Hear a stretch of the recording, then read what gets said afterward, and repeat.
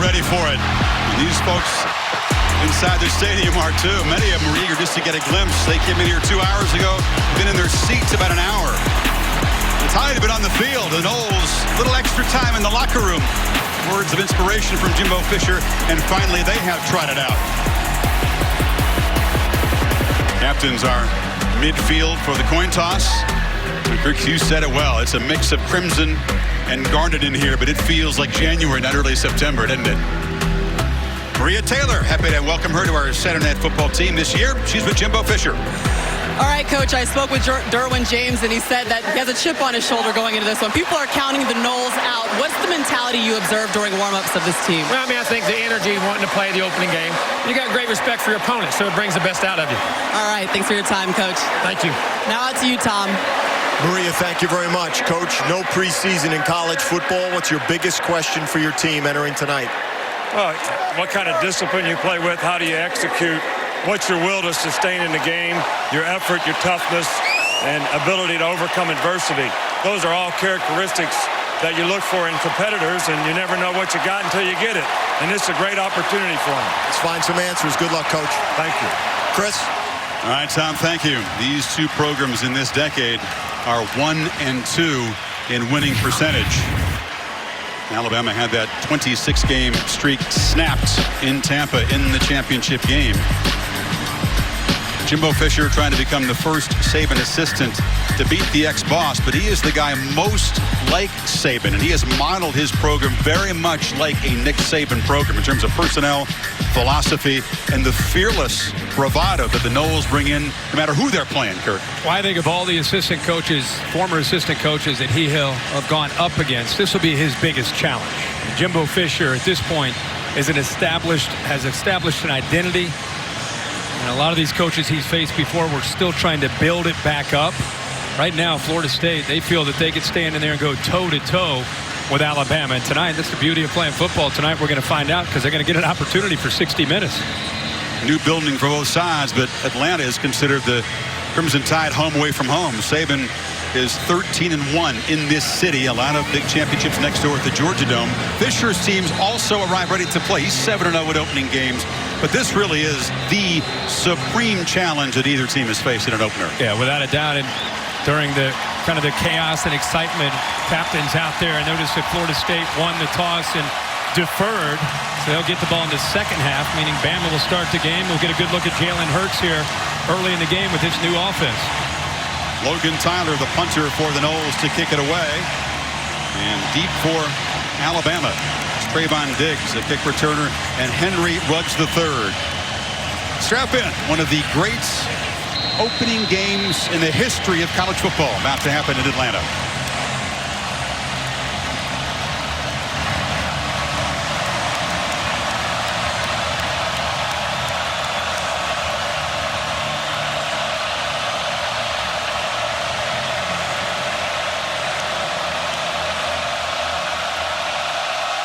And the lefty boots it toward the end zone. Noles will leave it there. So Jalen Hurts comes out, Kirk. Remember the first play of his college career against USC? It couldn't be any worse. He fumbles the football on the very first play. Trojans took over, but he made up for it throughout the season. And the very last play of the campaign, of course, was his touchdown run to put the Tide ahead. I think that's a great illustration of what I really appreciated the most about him was his poise.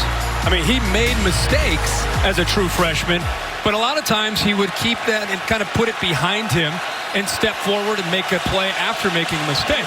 Now he's a sophomore. He's got a new offensive coordinator, Brian Dable, who we'll talk a lot about tonight. But the kid has poise, and he will not let this Florida State defense or this atmosphere bother him at all. Damien Harris gets the start at tailback, and he gets the football. And he's got room. Harris into the secondary, in the Noles territory, and finally forced out of bounds inside the 45. Well, the right side of this offensive line, watched him come off and establish a seam right in here. He hits it right between the right tackle, Womack, and the big tight end. Right there, they set the edge.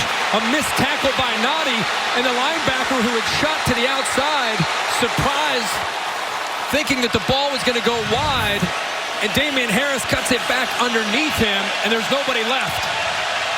34 yards in the opening play of the season. It's Sims in motion.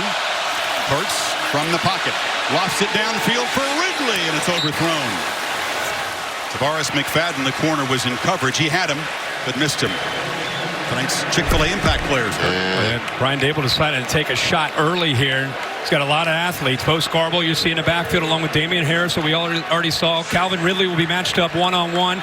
Derek Nottie, the inside interior, has great speed. And, of course, Derwin James. They'll move him all around the field. And he's a great blitzer, especially from that area right there.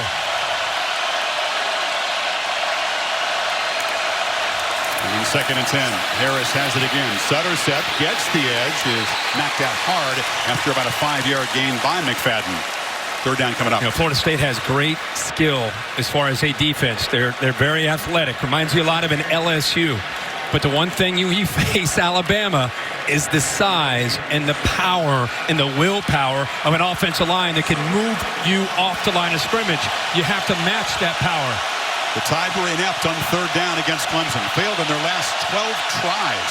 Big reason why they lost. Man-to-man across the board from Florida State. Hurts looks right, fires short, and the catch is made short of the 1st down by Ridley. So now a decision for Saban, who needs about a yard. Little outcut there. Good coverage by Florida State. The thing that Charles Kelly wants to see from his defense is he wants to challenge Jalen Hurts tonight. Until he proves that he can throw, you'll see a lot of tight coverage from those defensive backs, trying to disrupt the timing. Bo Scarborough in the game at tailback. Need about a yard and a half on 4th down. Scarborough hit behind the line, fights for 1st down yardage, but just. McFadden was there early. He thought they'd stopped him, but he broke a tackle. Ryan Burns tried to corral the big back, couldn't. Well, this is a play designed to go to the left. But watch Bo Scarborough put his foot in the ground, bounce it all the way to the right, to the outside. That is great determination and vision. And then he tries to reach across for that 1st down. They might take a look to see where his knee was. The ruling on the field was the runner made the line to gain. The play is under further review. Chris, you can see his knee touch. And then he kind of extended after the knee went down. Big Ten crew tonight. Mike Cannon is the referee, and the replay official is Jim Kemmerling. Where is the ball when the knee touches? See, he extends it out. Get a better look here. Knee down. Knee. Now. There. Yeah. Ball is about That's the a great 31. look. That's as good a look as you'll get right there. And again, it was called a 1st down on the field. Very tough to overturn spots like this. Dave Kataya is with us here. What do you think, Dave? Are they going to let this stand? Chris, what I see there is exactly what you just said. It's very tough because of the angle of the camera. Okay, the way it looks to me right now, it's going to stand unless they're looking at something different. I don't see anything to overturn this because of the angle. Scarborough, by the way, the guy who went on a rampage late last season. He was running through Clemson for a couple of touchdowns until he fractured his leg. He'll be very much a fixture in the rotation with Harris. After review, the ruling on the field stands. 1st down. So the Tide go for it in 4th, and a long yard. Kirk can convert. I think that's kind of the attitude of Nick Saban, especially early in this game, this 1st drive. You know, with the officials stopping the game like that, a big 4th down, I think I have no problem with that. Just to make sure, got to peek upstairs just to make sure the knee didn't hit a little early. And have him extend the ball after that. So, as you point out, though, it always breaks the offense's momentum when you have to stop and look at something. Give the Noles defense a chance to rest. Scarborough set off to the left of Hurts now. They fake it to him. Hurts takes off and will be trapped right at the line of scrimmage. Big DeMarcus Christmas, the tackle, got him. Boy, the 2 inside guys from Florida State have great quickness, and you're going to see that right here. Watch how he's able to use his quickness, and that's going to be a problem for Alabama. You see how he just uses his hands to be able to get away from the offensive lineman, Pierce Baker, and then he's able to get around him with the quick hips and come in there and disrupt that timing of that run. The Noles front, they think they take a backseat to no one, including the Tide. Little misdirection in traffic. Scarborough is stacked up, and not much there as McFadden and James, 2 DBs combined. Late in the year last year, Alabama's offense started to face defenses that did not respect their ability to throw the ball downfield. They didn't fear it. and they started to crowd the line of scrimmage. I think Florida State's coming in with that mentality that Alabama faced late. They have their safeties up tight. They're playing man-to-man. They're daring Jalen Hurts in this offense to take shots down the field, and they're loading up against the run. They need 9 on 3rd down. Scarborough in motion. He's got it in the flat. Cannot escape. Dragged down at the 25 by Erman Lane, the converted wide receiver, and it's 4th down again. And here comes the field goal team. That is a great tackle by Erman Lane, who was a wide receiver last year. Here he is, matched up. Watch him have to make this play. He knows the ball is going out there. That is a tough thing to do against a talented back, to be able to come up and make a play and hold him short of the 1st down. Nice job, great recognition by Erman Lane. Not bad for an ex-wide receiver. He's not going to put it back. Andy Papanassis is the Tide's kicker. Transfer from Ole Miss. This is from 42 yards in the early lead. Ugly looking kick, slides wide right.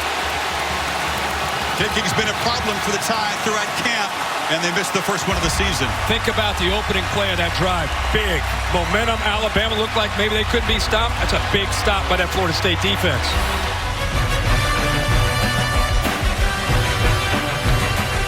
Papanassis didn't quite follow through, says Mike Black, our ex-kicker in the booth. Josh Sweat almost got a finger on it, but the Tide come up empty on the 42-yard miss after a 50-yard 9-play drive. So the Noles take over at the 25.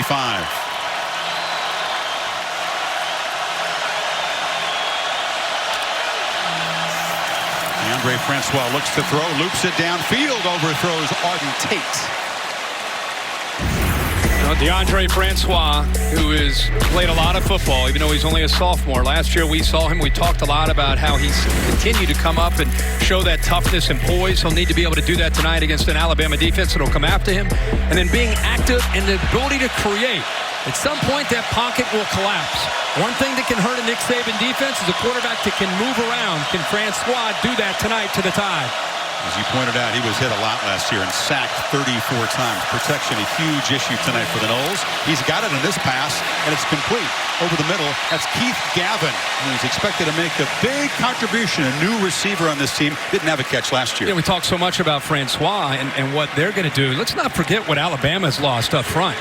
Are they going to be able to pressure Francois? Think about the last 2 years, the defensive linemen that they have lost. Jaron Reed, Ashawn Robinson, Jonathan Allen, Ryan Anderson, Tim Williams, Dalvin Tomlinson. It's a whole new wave of guys led by Daron Payne, the only one who's really played a lot of football. Can they get pressure on Francois? A goal line group on 3rd down at about a foot. Francois keeps it. He's patient, and he's going to move the chains. Francois, what impressed me, Kirk, despite throwing for 3,350 yards, never had a multi-interception game last year. Really shakes off mistakes well, doesn't he? He puts them behind him. You know, some of these athletes, no matter what sport you're playing or watching, you see guys make mistakes. Sometimes they let it affect them and it leads to another mistake. And then there's other rare athletes, the special ones, have an ability to just forget about it and play that next play. And playing quarterback at this level, you have to have that ability if you want to be a special player. He's a backup left tackle. Josh Ball is in the game because Derek Kelly's helmet came off on that play. Francois is pressured from the right side, fires to a wide-open man. Catch is made down near the 40-yard line by George Campbell, another new member of the receiving corps. And George Campbell, highly touted, one of the best receivers coming out of high school football a few years ago. He's just been beaten up. Injuries. Jimbo Fisher telling me on the field before the game, look out for 11 tonight. He's healthy. He can fly. He can make plays. Now as a sophomore, 6'4", 207 pounds, makes a big play here early. Yeah, he's a 5-star guy that Alabama offered. Sat out all of last year with that injury. Picks up 21 yards.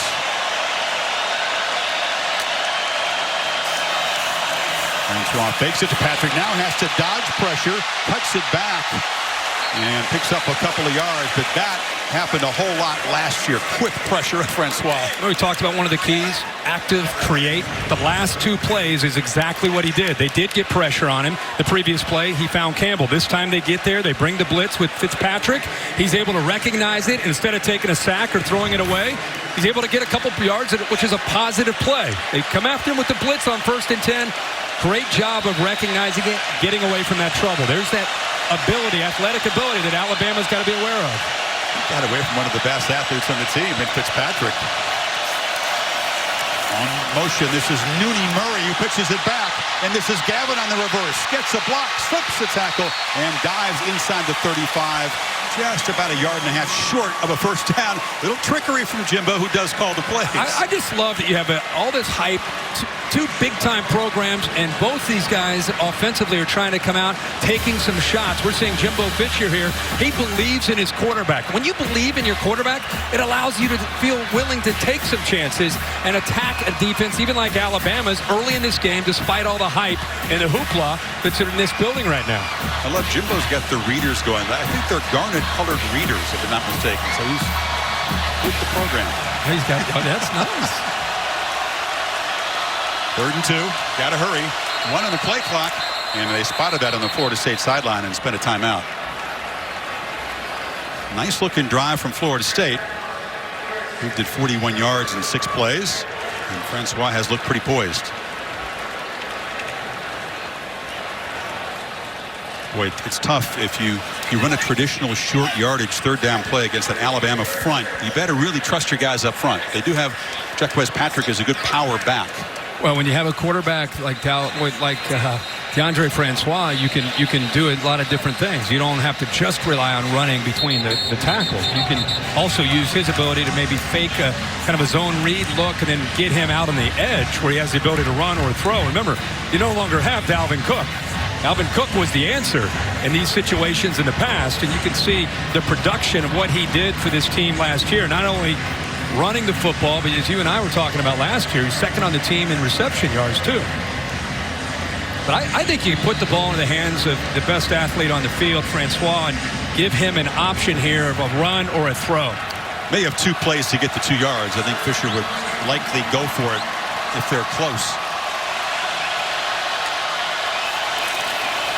Option look. He'll throw out of it and through behind the receiver and incomplete, intended for Murray. And now it's Fisher with a decision to make on 4th down. Yeah, ball's behind Nooney Murray. Murray gets open, actually beats his man Everett, but the ball's just thrown behind him. If he throws that out in front, watch the ball get behind him. If he throws it out in front, that's an easy first down. He may have hurried that just a bit. This is out of Ricky Aguayo's normal range. This would be about a 51-yarder, so they're going to go for it. We just talked about the previous play. What should you do? Get him out on the edge, give him the ability to run or throw. It's hard to go away from that look just because it's typically pretty effective with Francois. Got to hurry again. Murray in motion. They snap it at 2. Francois rolls out, is hit and dropped for a loss. And the Tide defense rises up. Sean Dion Hamilton makes the sack. The guy who was injured and missed the playoff last year is back in a prominent role for this defense. This play would have worked, but the timing here, you're going to see receiver here, but watch Gavin never turns around and looks for the football. Quarterback's working to get out here, but look right here. Receiver's not looking, so the timing between a young receiver and Deandre Francois just not on the same page. That ends up costing Noles potentially not only a first down, maybe even a touchdown. The Chick-fil-A Kickoff game, presented on ABC by Wells Fargo. Wells Fargo, building better every day. Chick-fil-A, start game day strong with the new breakfast hash brown scramble bowl. And in part by Mercedes-Benz. Check out ESPN's Facebook for a 360-degree camera view of the brand new Mercedes-Benz Stadium. Second possession for the Crimson Tide after the stop on 4th down. And this is Harris working hard to get back to the line of scrimmage. Talked about Brian Dable. He goes from working for a man who has 5 Super Bowl rings to a coach who has 5 national championships. Kirk, this is the first college game he has attended in 18 years. He's playing a pretty prominent role tonight. On 2nd down, ball batted in the air. Hurts actually catches his own pass. Tries to make something of it and sprints out of bounds up near the 38. Derwin James batted it down, and then Hurts went up and took it away from him. Remember we talked about how big a deal this is that Derwin James is back. Remember we talked about he could be a blitzer from this area? Not only is he going to hit you if you're the quarterback, he's got the athletic ability to say he's going to throw the ball. He almost caught that ball, even though it was thrown over top of him. Instead of having to tip it, if he catches it, he walks to the end zone. What a play, what awareness there by James. He's got some long arms, doesn't he? as well as a tremendous skill set. 3rd and 10 now. Now he's showing up over here. He's blocked that time as Hurts gets it away, and Ridley's open. And he's pushed out near the 41 as the Tide convert a 3rd and 10. And we talked about sitting in the pocket, working through your progressions. Is he going to bail out after the first sign of trouble? How about this? Look at Jalen Hurts this time. 3rd down and long.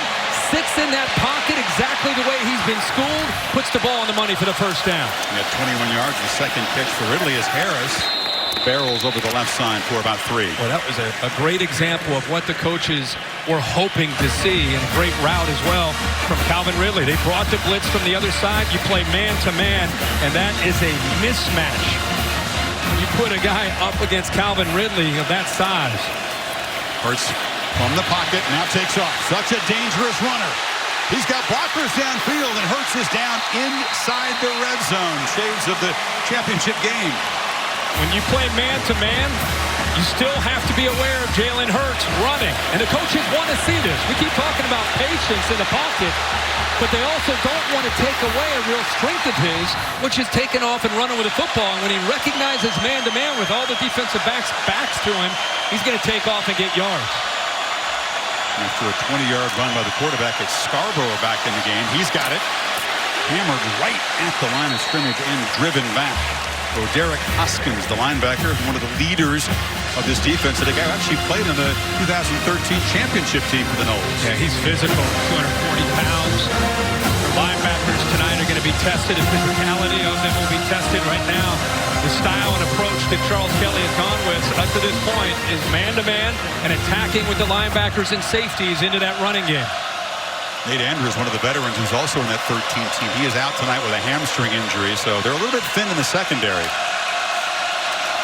Ridley's in motion. Hurts looks that way. Fires down inside the 5-yard line. Incomplete. Couldn't get it inbounds. A.J. Westbrook defended, but did you see the arm strength that time? Well, he can throw it. He can make any throw on the field. And people talk about he needs to improve as a passer. That's not what he needs to improve on at all. That is close. That left foot came down first, out of bounds. Good call by the official. Watch the left foot come down, out of bounds, then the right foot trying to get in. The arm aggressive highline cam. Good job by Westbrook to nudge him that way. He might have come down inbounds without the hip. The improvement comes from working through the progressions, not the arm strength itself. He's got plenty of arm strength. We need 10 again on 3rd down. The snap is rolled back. Hurts had Scarborough open in the end zone, didn't see him, so he just takes off. But he is not going to outrun the entire Florida State defense. The play was messed up from the start. If he'd seen the tailback running free, he'd had a touchdown. And Bradley Bozeman never got the ball up. Now he's got a nose right across from him. Florida State mixing up their looks. This time a nose guard head up, and Bozeman just didn't get the ball up.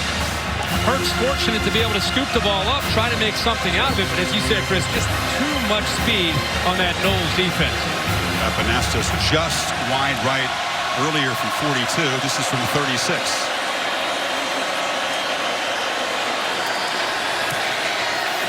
He's pushing it wide right again. Nope, sneaks it through just. And Alabama moves it 44 yards in 9 plays to claim the lead. Late first quarter in Atlanta. Kickers are beautiful. These heavyweights being tested, Cassidy. Ohio State got a stiff test on Thursday night. SC slow to get going. 3-0. Our Dr. Pepper Championship Drive game of the week here at Mercedes-Benz Stadium. A couple of Falcons preseason games here. That was kind of a soft opening. This feels like the grand opening of this place. No question. J.K. Scott is the punter. It's deep. And bringing it out is Keith Gavin. Gavin, who in his first career touch had a huge kick return in the Orange Bowl against Michigan. A much shorter play that time. He got blown up by Daniel Wright. Daniel Wright. At first I saw that number 3. There's no way that's Calvin Ridley. Of course, Jimbo Fisher was the play caller for Nick Saban. They had a championship season down there in Baton Rouge. Saban calls him the best play caller he has ever been around. Of course, Saban moving on to Alabama. Fisher going over to Florida State.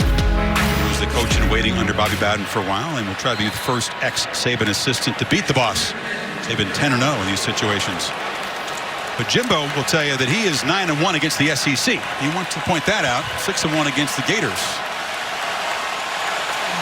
Got to be smart here for Francois. No mistakes deep in your own territory against his defense. Empty backfield. It's Jacquez Patrick in the slot. They throw it back, and this is Gavin, who's been busy early. Picks up about 6 on first down. I love how this Alabama defense runs to the ball. Defensive linemen like Payne that time running to the ball, trying to dislodge the football away from Gabe. This first game of the year. This is where you have to think of everything as a coach. You know, you work on 2-minute drill. You work on short yardage. You work on being pinned back inside your 10-yard line. You've got to cover all bases to get ready. There aren't any preseason games in the college game. You said be careful, but he goes empty backfield on a first down against Alabama. Back in the I formation, and they put in a quick handoff. Short gain there by Patrick, a powerful runner, 230-pounder, a junior. Well, I think with all the hype of Cam Akers, the true freshman, who we'll see at some point tonight. I hope we do. Yeah, but I think a lot of people are thinking, where's Akers? But these coaches, they get in these big games, they're going to rely on guys that have been around, been in these big games, felt the speed of these games, felt the speed of the atmosphere, and understand it. So Cam Akers maybe will get a look later. They might see how he responds. But right now, they're relying on a junior, Patrick, and it makes a lot of sense. Akers is the other 3 on this team after Derwin James. 3rd and 2. And a whistle. Jimbo called another timeout. Once again, the play clock was winding down, so he spends 2 timeouts in the first quarter.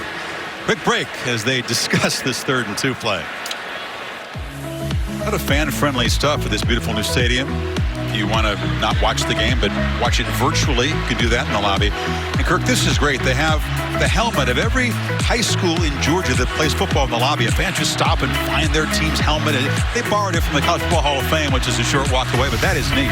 Community. I love that. I love to see that. You don't see high school helmets in a professional stadium like that. Francois on 3rd down, delivers from the pocket, and the catch is made in the first time, converted by Ryan Izzo, the reliable junior tight end. So the timeout works out here for Jimbo Fisher. It's just, hey, you've got to beat the safety one-on-one. Izzo, who really is coming on as a tight end, matched up against Ronnie Harrison, and Jimbo Fisher.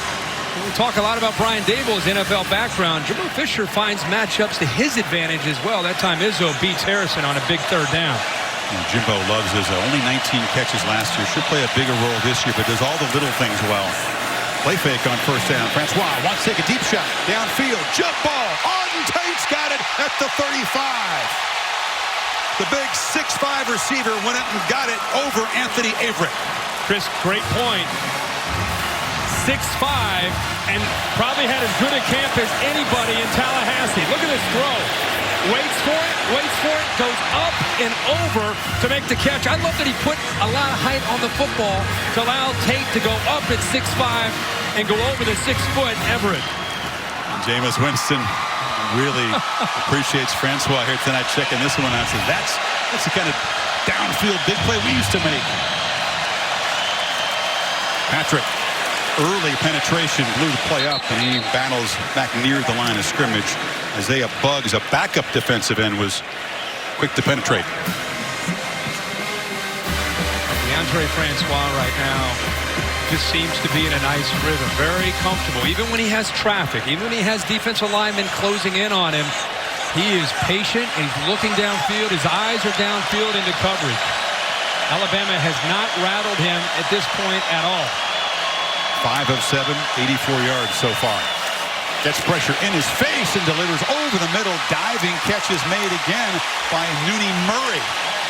He got clocked and is very, very slow to get up. Took it in the midsection there. Oh, he got Deshaun Hand came free on the outside. Alabama's trying to get him out of his rhythm. They bring the blitz, and it frees up Hand on the outside. The tackle ends up not getting to the outside. He came down for the blitz. Big Hand at 290 pounds closes in on Francois, and that is what we saw a lot of last year against Francois, where he would get hit after the throw and somehow would come back and play the next play.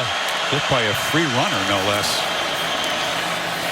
Patrick tripped up, no gain, and that was Terrell Lewis. They are rotating a lot of bodies in on defense. Kirk, we're noticing something they didn't do enough of perhaps against Clemson. Yeah, they have to do that to be able to try to stay fresh. They're not quite facing the same kind of a tempo and attack, but all I know is watching Jimbo Fisher, his ability to break down a defense. Remember, not only did he work for Nick Saban.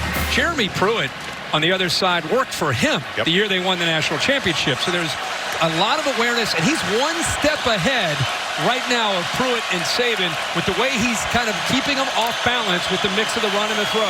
Final 30 seconds of the quarter, and Francois zips a short throw inside the 20. It's a short gain to Gavin. Averett in coverage may be the last play of the quarter. And Francois gets hit again. And what the answer from Jeremy Pruitt is to try to get him out of this timing and rhythm, he's blitzing him. It's time to bring in safety and a linebacker, Sean Dion Hamilton. Right as he throws it, gets it hit again. He's a tough guy, but he does not want to take too many more shots like that. Ready for the second quarter of the 2017 Chick-fil-A kickoff game presented on ABC by Wells Fargo. A first quarter that was free of turnovers and penalties begins with the Seminoles 3rd and 6, just inside the red zone. Wasn't ready for the snap, but Francois adjusts and fires complete. Murray running free, first and goal, Florida State inside the 5. He is sharp tonight, Francois. This is man-to-man and a little hesitation by Murray. Kind of stacked on top of each other, and two on two. You had 2 Florida State receivers and 2 Alabama defenders. And thankfully for the quarterback, Francois, he has time to be able to sit and wait for Murray to clear away from Minkah Fitzpatrick. But good separation, but it was really more about the protection, especially on the 3rd down up front. 2 tight ends in the game, as is Patrick. He's got him on first down, lowers the head, and slams for about 1.5 yards. I think this receiving corps, Kirk, which lost their top 4 pass catchers from a year ago, pretty sharp start against a good Alabama secondary. Yeah, Rudy Murray we knew about from last year. Auden Tate has improved immensely. To watch him, he is a different receiver than we saw a year ago. Last year, because of his size, he was more of a threat down in the red zone to go up and make a play. He's a complete receiver. And also Keith David is coming along as well, making plays. They got 3 receivers. You throw in the big tight end, Ryan Izzo. It's a difficult package to deal with. High formation on 2nd and goal.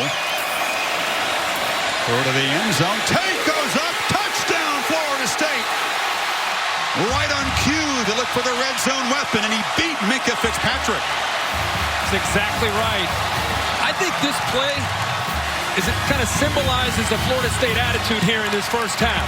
They're going after, of course they're going to want to try to throw the fade, but they're going after the All-American, Minkah Fitzpatrick. Tate at 6'5" against one of the best defensive backs, if not the top defensive back in the country. One-on-one on an island. They said, well, our best is going to be your best. Kind of an attitude from the Noles. The play is under further review. They're going to review this. Tate showed tremendous hand strength trying to grip the ball. Let's see if he took it all the way down. There was a little bit of a bobble at the end. And a little bit of a bobble at the end. Minkah doesn't give up on the play. See him battling to try to get his hands on the ball? No, he comes down. Hold on. After he hit the ground out of bounds, it kind of popped up. I don't know. At our college football seminar, we get coached up. This would be a good one for Roger Redding to talk about next summer, because we've seen examples where the ball, after you think it's a touchdown, it bobbles at the end. It never hit the ground, but he may have been out of bounds when he finally collected it. After review, the ruling on the field is confirmed. Touchdown. I think that's a good ruling, and that was a great drive for Deandre Francois. No doubt. 11 plays, 90 yards. Remember we talked, this is what you practice. You're pinned back deep inside your own territory. He came out in the first play with an empty. That's how much he trusts his quarterback against Alabama. He goes 7 for 7 for 86 yards and a touchdown pass to Tate. Ricky Aguayo adds the point after touchdown. You want to know why these guys are a test for Bama? Because they come in here with no fear of the Crimson Tide. Labor tonight over on ESPN. You can wrap up your week here with number 25 Tennessee taking on Georgia Tech in the Chick-fil-A kickoff game from right here in Mercedes-Benz Stadium. 8 o'clock Eastern, also on the ESPN app. We got a Vols fan with a famous number. He's here. Maybe he's here scouting the time for that October visit to Tuscaloosa. He's here for Monday night. He's here for 2 purposes. I mean, they're already scouting the Crimson Tide. A little extra money for a ticket tonight because it's a tough one. You're right about that. You don't get in here cheap. Noles Very impressive in the first 17 minutes of the game. Tyler boots it into the end zone, and let's see if the true freshman's going to bring it out. Yes, Henry Ruggs, living dangerous, gets it just to the 15. Jalen Hurts is off to a little bit of slow start as far as his numbers, but he's shown some impressive things tonight. Number one, we talked about, can he have the patience to work through the progressions? There's an example of him doing that. The very next play, now he sees man-to-man. When a quarterback sees man-to-man, he has wheels. He can pull it down and make people miss with those defensive backs not looking at the quarterback and get valuable yardage. That was the last series. Alabama, they've been able to move the ball. They're just not able to come up with touchdowns, just a field goal. Which true freshman said would make an impact at running back tonight? Well, Najee Harris, the freshman out of Antioch, California, to the Bay Area, #1 overall recruit in the class of 2017, is behind Hurts. And his first college carry will be a short one. He had 3 2,000-yard seasons in high school. Everybody in the world wanted this guy. All I can say is, can you imagine being a senior in high school last year and trying to tackle him? He looks the part on the field, doesn't he? Derrick Henry, who won the Heisman, was out there pregame standing next to him. 2-2 was much, much bigger than Derrick Henry. 230. He faked it to Ridley. Hurts tries to bounce it. A stiff arm, and he stretches within 2 yards of the first down. McFadden made the tackle. To Tom Rinaldi. Chris, we talk so often about the strength of that offensive line for the Tide up front. They came off after the last drive, clearly gassed. Everybody with oxygen, a number of them wearing ice collars, and the coach is challenging them to try to get a lot more push up front against the Noles. We'll see if they're able to do that on a key third down. And Tommy, not only the push, they got to deal with the safeties and the linebackers coming downhill too. Noles are crowding the line on this 3rd and 2. Hurts from the pocket, flips it. Ridley's got it, made the catch on his knees. That's enough to move the sticks. Well, they didn't go to him here, but Henges got behind Roe Hoskins. It would not surprise me to see Brian Dable try to create a matchup where he can get a back or a tight end man-to-man against these linebackers. They're not having a lot of success necessarily on the outside yet. And it could come with Ridley, but they have an advantage going against those linebackers. Hurts keeps it, scoots around the end. Nice gain out near midfield. O.J. Howard was such a weapon at tight end, Kirk, last couple of years. Henches maybe not that kind of pass catcher, but you think he can play a big role in this offense this year? It's Forrestal. They've got some receiving tight ends that are pretty good. You know, the answer right now, we've seen it the first couple times on this drive, is this Florida State defense with the linebackers and safeties are trying to attack the line of scrimmage. The answer for Dable is fake it into the middle with the big back and then get to the outside with the quarterback and the speed of Hurts. Jalen has 43 yards rushing. That's 10 more yards than he has passing so far. And we'll play action from the pocket. Takes a downfield shot. Ridley's running free. He's got a touchdown. Tied. 53 yards. The kind of play they didn't make enough of last year. They've taken some shots early, Kirk, as you thought they might. That's the answer. When a defense is not respecting your ability to throw downfield and they're determined to take away the running game and put the game on the shoulders of the quarterback, at some point, you've got to make them pay for that. Leaving those corners one-on-one, the speed of Ridley is tough to deal with, especially for a true freshman like Stanford Samuels. That is a tough assignment for anybody. But when your very first college game, you were covering high school receivers a year ago, there goes number 3, and there was no help. So Hurts, after a slow start in the passing game, strikes quickly, and the Tide reclaim the lead. There was a lot going on there. There's a fake up the middle, but watch the receiver that goes in motion. Watch the defense react to Judy. They're up. Their eyes are in the backfield. They're looking at the guy in motion. They're leaving the corner all by himself as a true freshman against arguably the most elusive, one of the best route runners in college football, Calvin Ridley, and Samuels loses that matchup.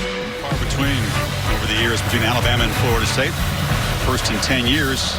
Off to a great start. The Tide trailed for 2 minutes and 13 seconds before that 85-yard touchdown drive, which was all Jalen Hurts. Gavin, with Derwin James. They kick it away from Derwin. They spotted him back there, and it's a touchback. Chris, let's go back to that touchdown. I talked about it at the break, but I think the motion affected the safety's eyes as much as anything. The freshman Judy goes in motion. There's also a fake to the other freshman. But look at the safeties with their eyes in the backfield. Now you're going to leave Samuels one-on-one. The Alabama coaches have told us the greatest thing about Ridley is the most natural route runner. You see the little stutter, the little stem to the outside? It's not just the speed, it's how he sets you up. And the play call from Brian Dable affecting the eyes, left that corner isolated one-on-one. And on 1st and 10, they're thinking run. Breaks the tendency there with the play-action pass downfield. Ridley's freshman year was bigger than his sophomore year. He was underutilized, many people thought, in the playoff. He had 43 receiving yards in the 2 playoff games. He's got 83 tonight. He's going to have a monster year in this new offense. And first down, Patrick. He's going to fire over the middle, batted down and almost intercepted.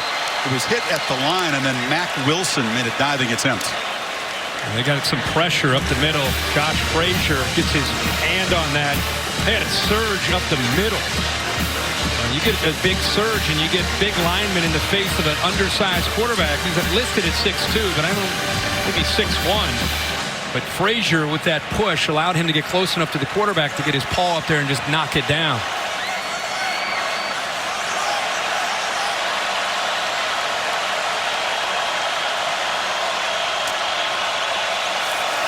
Second and 10. Francois gets good protection. Again, the ball's batted down at the line. Again, it's big Josh Frazier who's a backup nose guard. Like you said earlier, Chris, they're rotating bodies in there. He's a backup who could play anywhere else, right? No doubt about it. Look at him, though. He's getting double teamed. He knows he's not going to get in there. That's a pretty good job of knocking that down. Again, keep in mind all that Alabama has lost up front in the last couple years. So guys like Frazier are going to have to step up and make plays. He's done it the last 2, knocking those balls down. It's Fitzpatrick crowding the line. A blitz look on 3rd and 10. And now they back out of it. Tide rush, only 3. Patrick's got it underneath, but he will not get first down yardage. Interesting wrinkle just before the snap, and it works. It's amazing how a touchdown pass can affect the momentum of a football game. You could feel at the kickoff when the Alabama defense took the field.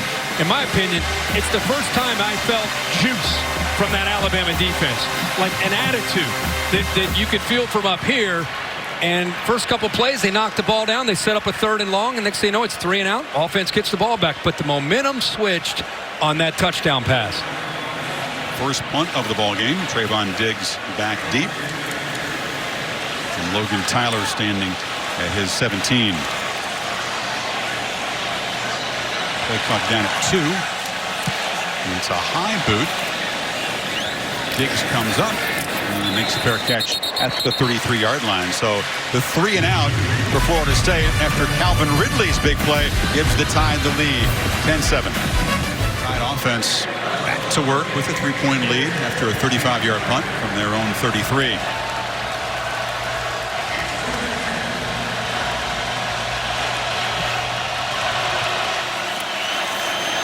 Option look. Now he backs up and is chased. Way behind the line, just heaves it out of bounds. Jalen Hurts from Houston sending out prayers and support for his hometown. His family is all okay and safe.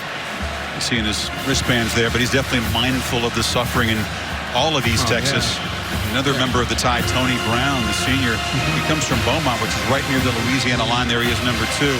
Alabama able to, within the NCAA rules, fly his family out of an area that didn't have any power. His dad has some medical conditions, needs to have electricity, so thankfully his family is now safe. Scarborough, hard-earned short gain, and certainly our thoughts are certainly with everyone in East Texas hit by the devastation. They need your support, your donation. You can help the American Red Cross provide warm meals, shelter, and hope to these families. Please donate today.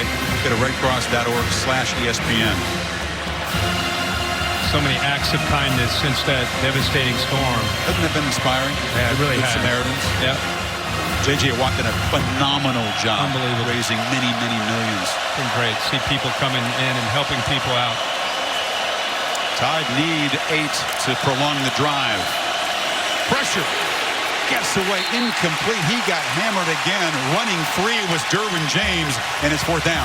And they overloaded that side. It wasn't just Derwin James. They also put Burns out here to the outside of the tackle. Then it frees up the fleet-footed Derwin James to be able to come out there. Nobody picks him up. You know, since LaMarcus Joyner has played here, when Florida State puts the guy in that nickel spot right off the edge of the tackle, chances are on third down, he's going to blitz. You might want to put a back or somebody over there to be able to slow down that blitz. First punt for the senior J.K. Scott. That's what's so fun about James, Kirk. He's going to move all over the place. He had a phenomenal freshman season before injuries cut short the sophomore campaign. This is what Scott does. He just gets it up in the jet stream and boots it way down there. Actually bounces backwards and roll out of bounds at the 23-yard line. And that's where the Seminoles will take over. A beautiful roof in 8 pieces. Not fully operational yet. It kind of looks like a camera lens when they open it. They're saying October maybe. But it's an engineering marvel. But it's a beautiful Once it works, stadium. it looks beautiful. The halo board in here will show you that. That's an amazing thing. Cam Akers. Here goes the freshman. He is hit hard after about a 9-yard game. Welcome to college football. But this guy, they all say he's going to have a huge career here. Well, we were just talking at the break about they're going to get a little bit of a running game going and try to balance things out. And Jimbo Fisher must be thinking the same thing. He finally gives Cam Akers, the true freshman, a chance to get out there and touch the football for the first time. And how about this first carry of his career? Welcome to college football from Ronnie Harrison. The end of that biggest hitter in the sport, right? Right. They didn't have too many guys in high school like Ronnie. And 2nd and 1. And guys got it again. He had 100 yards. Look at the strength there, by the way, as he pulls tacklers for a first down. Well, he's a big guy for a true freshman. And remember, they're trying to replace Alvin Cook. Alvin Cook, one of the best backs that Florida State has ever had. He's here tonight cheering his guys on. But he's a tough guy to have to replace. And there's a different feel. Patrick is taller, longer, powerful guy. But Cam Akers' low center of gravity will remind you, his skill set will remind you a little bit more of that Dalvin Cook, Devontae Freeman type of back that Noles have had here. 215-pounder out of Clinton, Mississippi. He's got it again. And he is cut back. It was well strung out by Fitzpatrick. One thing that coaches worry about with young backs who have just dominated the high school level is they were able to get away with things in high school with their speed you just can't get away with in the college game, whether it's running, bouncing things to the outside and down the sidelines. It's a feel, and guys eventually, a guy like Cam Akers eventually will feel he wants to get his shoulders square with his power and get upfield. He did that the first couple times. That time he bounced it, tried to get wide, and again, with Alabama, there's a lot of speed, and they do a good job of keeping and containing him. Imagine the adrenaline for a true freshman in this environment against this defense. Francois looking left, throws high, and the catch is made by Murray on the far side. It's a short gain, and Fitzpatrick stopped him right there. It'll be third down. Well, that was a great break on the ball that time from Minkah Fitzpatrick. Got beat earlier for a touchdown on that fade to Auden Tate. That's probably his greatest strength. They move him around. We keep talking about Derwin James. Watch 29, Minkah Fitzpatrick bounce around and do different things. Back at safety, they're moving to star. Now they've got him at what they call money. Got him walked up right over the tight end, up to the top. Noles 3 for 5 on third down, need 5. Here comes the pressure. Hit as he throws, and it's incomplete. The whole timing of the play disrupted, and Murray wasn't turned and ready. Fourth down. The receivers were jammed there. They've stacked the receivers to the right of Francois a couple times and had some success. And that time, Nooney Murray and Auden Tate's waiting for Auden Tate to try to clear. He just kind of got stuck with the defensive back. Never was able to clear. Levi Wallace locked him down and disrupted the timing. Rashaan Evans provided the pressure. He had some help there. And so the Noles, a couple of unproductive drives after the touchdown pass. And Trayvon Diggs back to receive the punt at the 15.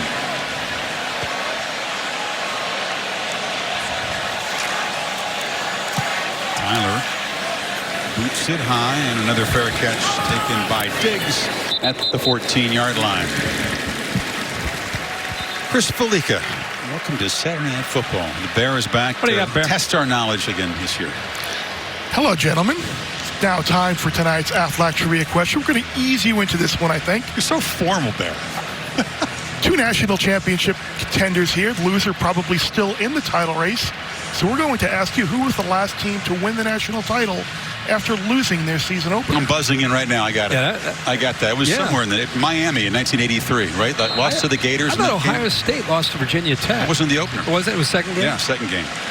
Am I correct? Is that correct? Your alma mater? Well, he's not allowed to respond to that. He didn't have to. It's Miami. Billy Bonnell said you cannot respond. Shut him down. Harris.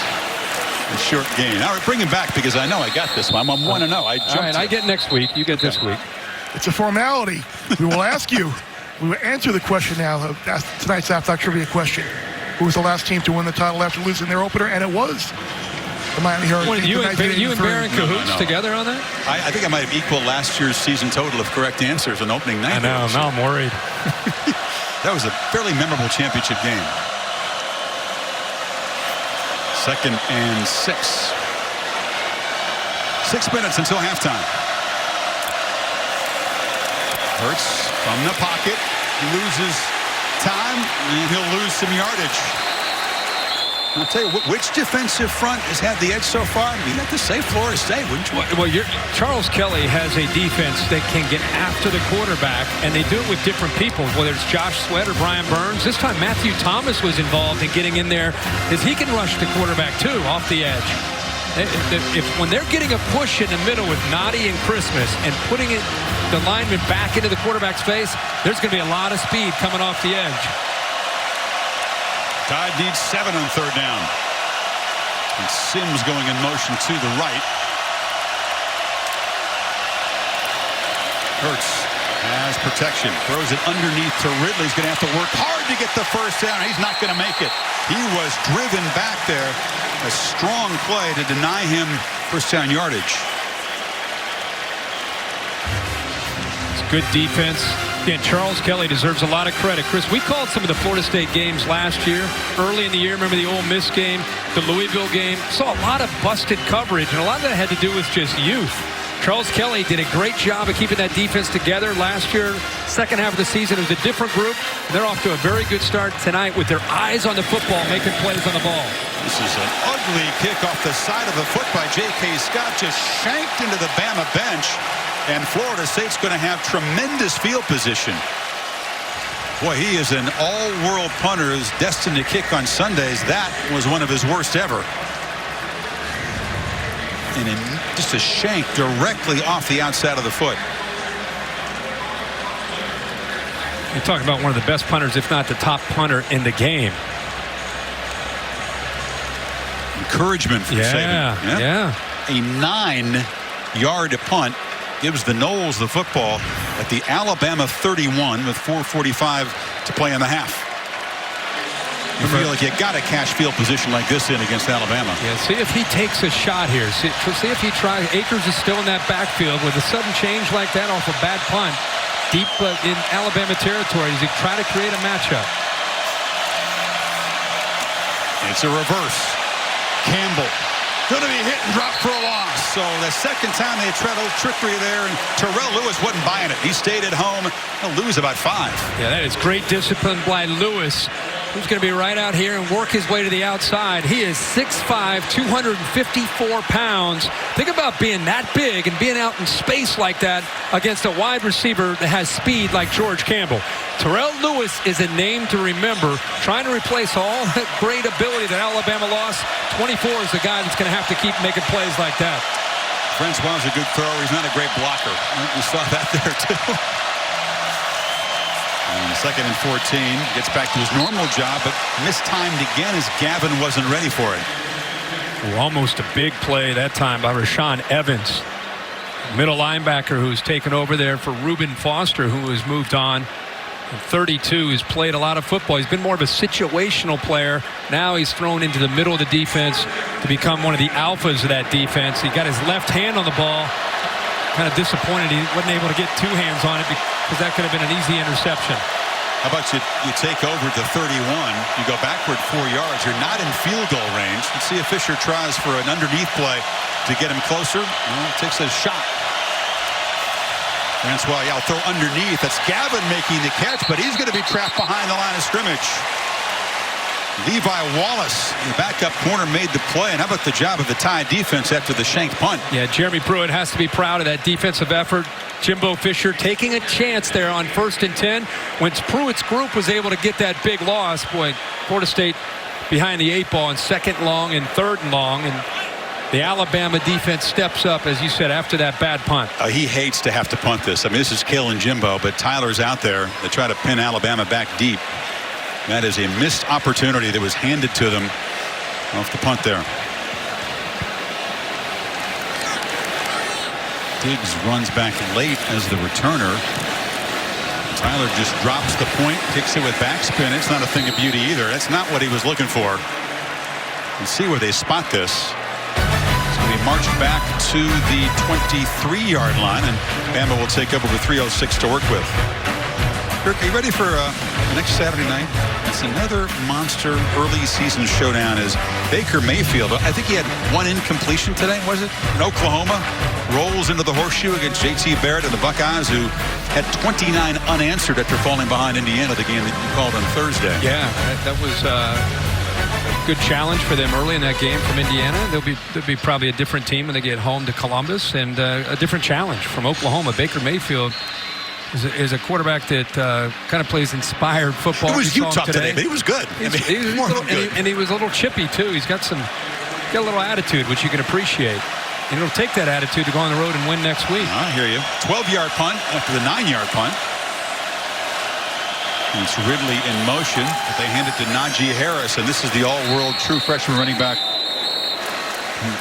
Would love to make an impact in his first college game. Short gain there. How are they going to play this year? They're going to try to be a little aggressive and take some shots and add to the lead before halftime? I think it depends on if they're able to get a first down here. I think they're approaching trying to get this first down with the same mindset they've probably had the whole first half, and get this first down. I think your energy and your attitude changes. Get a little bit more into that 2-minute mode. Now they put Harris split out to the right from an empty backfield. Not much urgency as they let the play clock roll down, and now Hurts rolls out and just throws it into the bench, and they've got 2:20 to work with. It'll be 3rd down. Matthew Thomas provided the pressure. Matthew Thomas, he kind of tipped his hand there a little bit, walking off to the outside. I thought we might see a quarterback draw up the middle. There wasn't anybody left in the middle, but talk about closing speed. Watch him off to the left.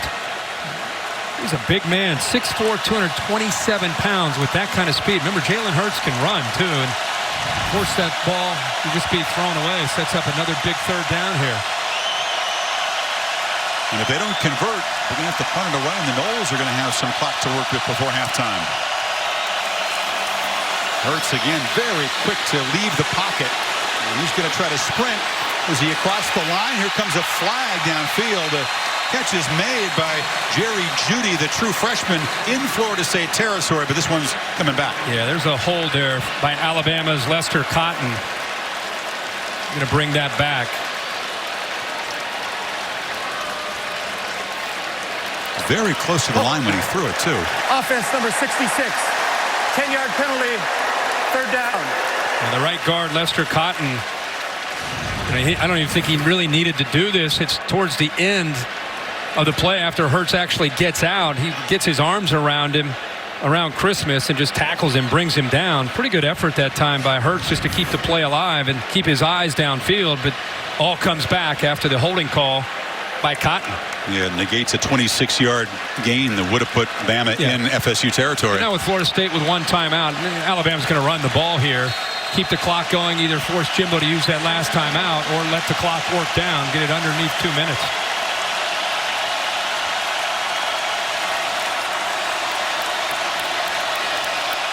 Scarborough to the right of Hurts. Jalen again just quickly takes off. Derwin James tracking him down, and the quarterback slips. So let's see if Fisher does use the timeout. Clock's still running. He's going to probably hold on to that 1 timeout. Jalen Hurts, part of the reason he didn't keep working to the sidelines was he wanted to keep that clock moving. Comes into play that they had to spend 2 timeouts with the play clock running down in the first quarter. Yep. Could certainly use a couple of them here. This ball will be punted with about 1:10 to go. McFadden Back deep, the corner trying to continue the tradition of excellent Noles DBs who are dangerous returners. Deion Sanders, Terrell Buckley. Scott after the 9-yard punt. Much better. Very high and deep. And a fair catch made by McFadden after a hang time of about 5.4 seconds. 53 yards. That's more like it. Take a look at this week's college football rankings brought to you by Goodyear. The AP poll, Alabama an emphatic #1. Figure the winner of this game is going to be #1. Obviously the Tide keep it if they win, but the Noles you would figure would jump over Ohio State with a win this impressive if they get the win. Yeah, if whoever wins this game will be #1. Clemson would remind you sitting there at 5 that feeling slightly disrespected since they gave losses to both Alabama, Ohio State, and Florida State. The last loss each program's had. I'm always amazed how you could somehow be disrespected and be preseason #5. That's how good Clemson's program is right now. I'm a believer. I think they're a great program, but it's hard to be disrespected when you're 5. Everybody's feeling disrespected in this world, right? Of course. Minute 1 to work with. Francois looking downfield, now throws it underneath the Izzo, and the tight end has first down yardage. I always say this, that this is what Jimbo Fisher and his quarterbacks pride themselves on, is the 2-minute drill. You see a lot of teams work the 2-minute drill. I don't know if you ever see a team work and compete as hard as Jimbo Fisher does against his first team defense every day in practice, especially on Thursdays. Francois again over the middle. Again Izzo uncovered, pulls his way down inside the 35 with 39 seconds to play. Alabama took a chance here. They brought the blitz. When you bring the blitz, it gets picked up. Look at the void there in the middle of that defense. There's nobody there. Brought the linebacker, gives Izzo an easy route, and a nice recognition by Francois. Clock running, 32 seconds. Francois looks far side, and a flag, yes. It's going to be interference on Avery as he was trying to contain Big Auden Tate. And Everett all over Tate. Tate with that advantage. He was kind of a back shoulder fade. He was trying to work to the back, but Everett was all over top of him.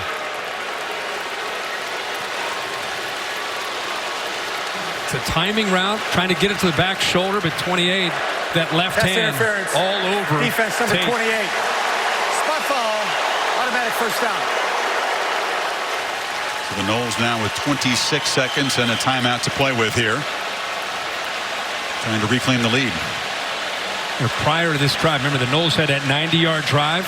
After that, 11 plays, 23 yards till they started this drive. And sometimes it's funny how urgency in a 2-minute drill gives you a little bit of momentum and a different attitude of an offense.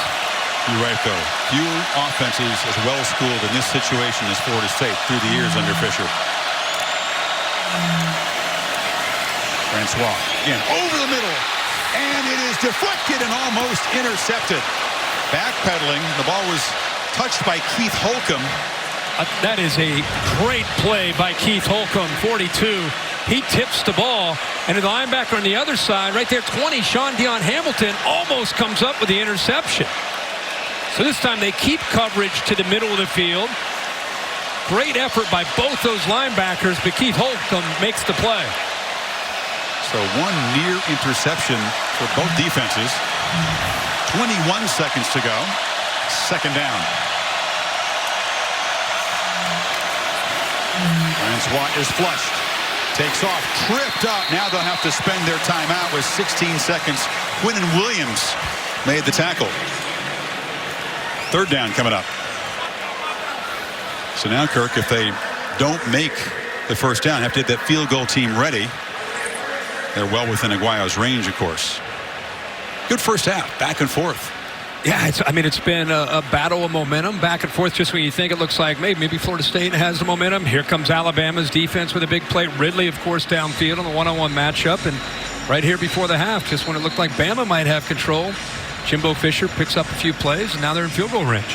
Noles will get the ball to start the second half, and the chess game will really begin. I mean, Fisher is so good. We've seen it so many times. It's seeing what a defense is throwing at him in the first half, making those adjustments. But, of course, on the other sideline, Saban and Pruitt, who worked for Fisher, will make their adjustments, and I can't wait to see what unfolds after the break.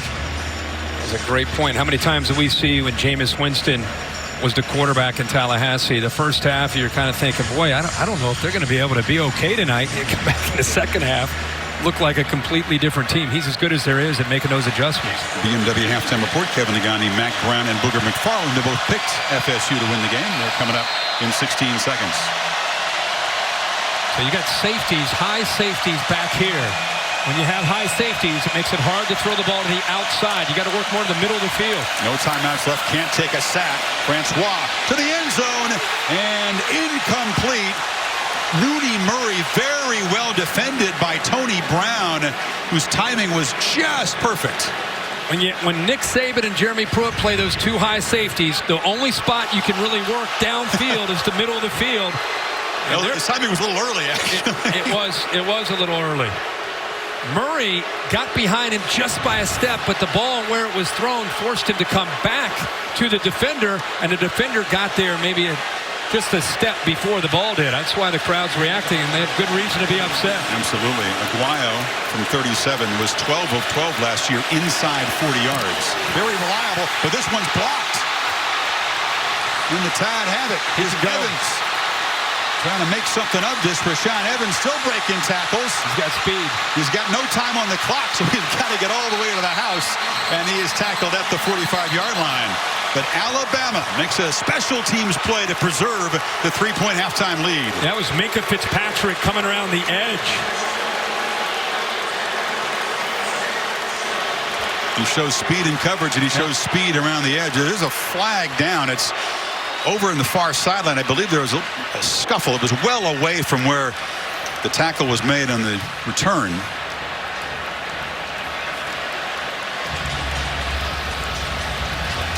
So Aguayo, for the first time in his career there, doesn't convert from inside 40. The half is over.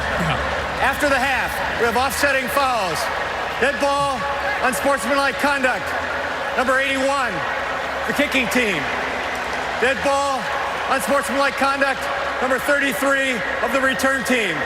This penalty's offset. Half is over. In the middle of the night, in my dreams, I know I'm gonna be with you, so take my time. In the middle of the night, let the games begin. Let the games begin. Let the games begin. Are you ready for it? Baby, let the games begin. Let the games begin. Are you ready for it? And welcome back to the 2017 Chick-fil-A Kickoff game, presented on ABC by Wells Fargo. Something rare and special, a top 5 matchup opening weekend of the college football season. Pretty even, pretty good first half. The Noles having a field goal blocked at the end of the half, or this game would be 10-10. You heard Nick Saban complaining about the protection and the coverage, but a pretty clean first half considering the caliber of competition. No turnovers, very few penalties.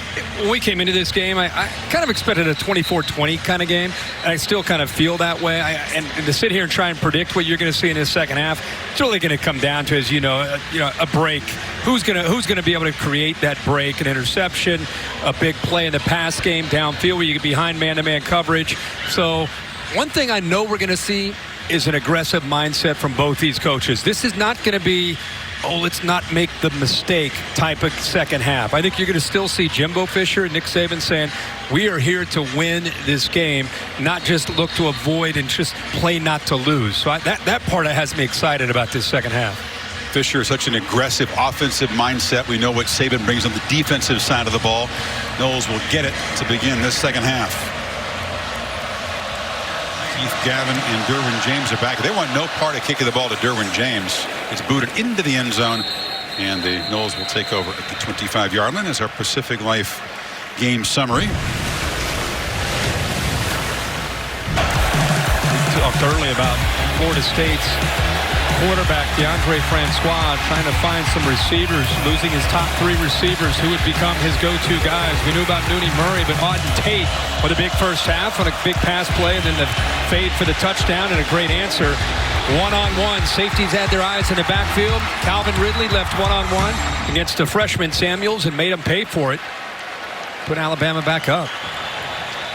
Francois in the first half threw it 22 times, completed 14. Had the 1 touchdown, sacked just once. He was hit a bunch, though. Showed that trademark toughness. A little confusion here. Campbell coming in late. Mooney Murray was jumping up and down, asking where's the third receiver, and Campbell finally gets checked into the game up top. Cam Akers begins the second half, the true freshman at tailback, and he's got it. He slips as he cuts.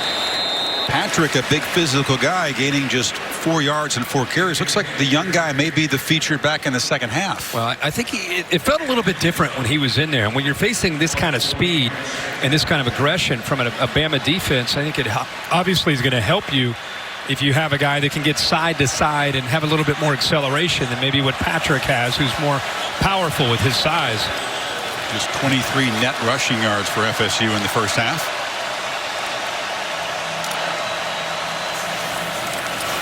Akers in protection, and now Francois fires to Gavin, who's got a first down out near the 40, hitting Levi Wallace. This is a tight window. Watch the linebacker here. You see him work across the middle, but watch how tight this is inside here. Look at that right there. That ball is tight right between Lewis's hands. Somehow he gets that ball squeezed in. One of the tightest windows I've seen. He had a great freshman year. We're seeing the offseason work for Francois come into play, aren't we? And great focus by Gavin to hold on to the ball. They fake it.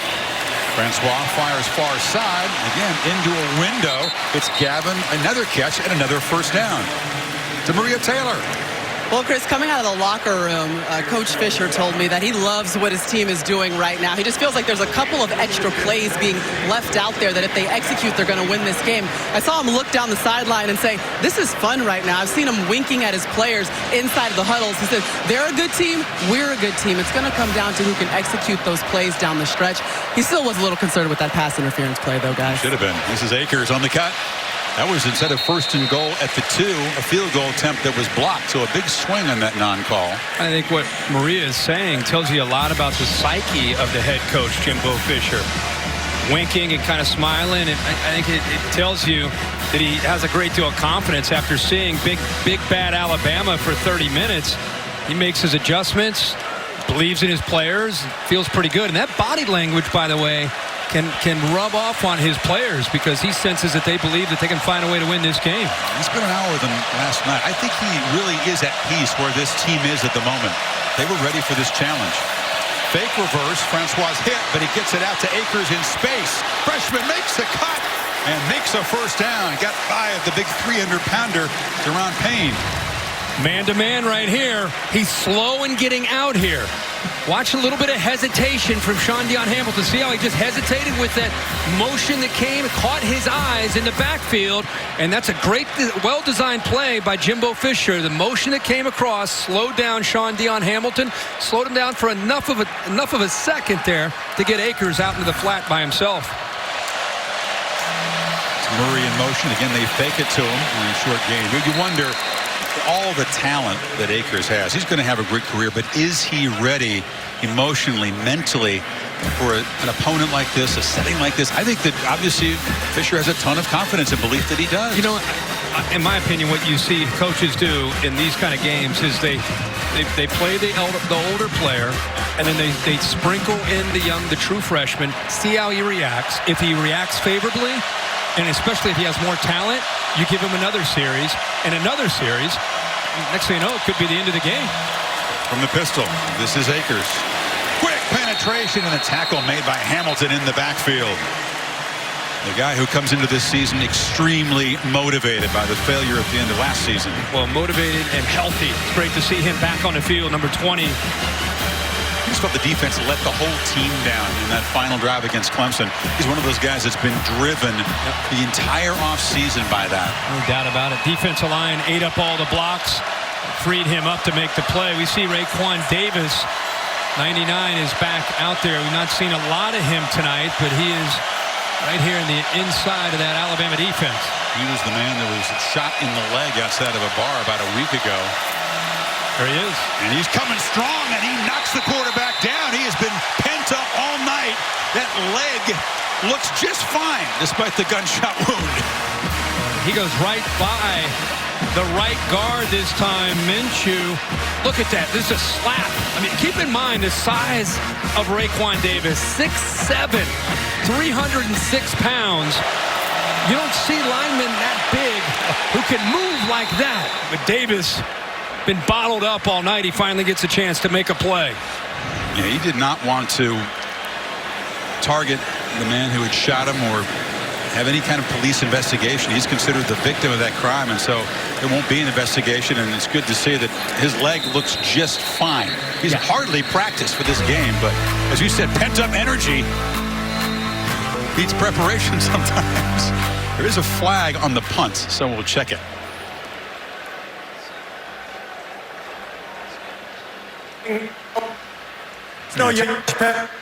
It's a sideline warning on Alabama, says Mike Cannon. So that big play from the defensive front, what Saban was looking for, and Bama gets the ball back up 3. Trey Marshall, the senior safety, returns. He was targeted for a targeting penalty in the second half of the Orange Bowl win over Michigan, so had to sit out tonight's first half. A.J. Westbrook, his backup, did a heck of a job, but now Marshall, the regular starter, joining the secondary. Bama takes over at the 24 after another short punt, just 29 yards.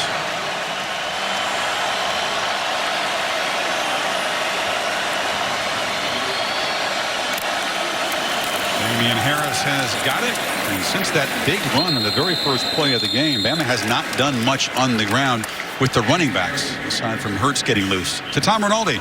Chris tied wideout Calvin Ridley went into the locker room at halftime without his cleat or his sock on his left foot. Appeared to be limping, but right now does not appear to be taped up, moving freely. And that is as animated as we've seen Nick Saban on the sideline all night long as he implored his offense to begin this series and try to gain the momentum in this game. Ridley is such a big part of the offense tonight with 5 carries.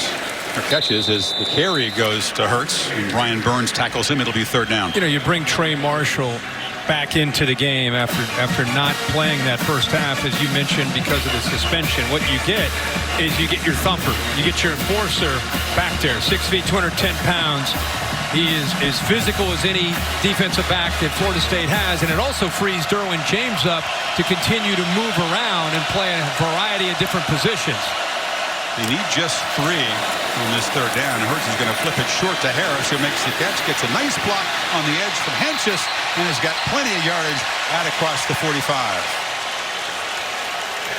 It's a big play there. They get outside and man-to-man to make a play. Derwin James has been very active in his first half. He's been at the nickel spot. They put him back as a safety. They moved him out. He's played some man-to-man against some of their better receivers. A lot of times we've seen him right there at that nickel spot blitzing, especially on 3rd down. He's been a disruptor and a catalyst, a guy who missed most of last year, and the Noles are happy to see number 3 back moving around in this defense. And you spot Harris back at the 38, and now on 1st down, it's a downfield shot, but Ridley just broke off the route, and now we see why, because the thumper might have run into him there. Well, he was beaten. How about Brian Dable creating that matchup? Calvin Ridley is going to go right by Trey Marshall. All he can do is just grab onto his shoulder pad, grab onto the jersey, an easy holding call for the officials. But if you're Trey Marshall, you've been sitting around for the first half, all of a sudden you get out there and Ridley's playing with turbo speed. What else can you do?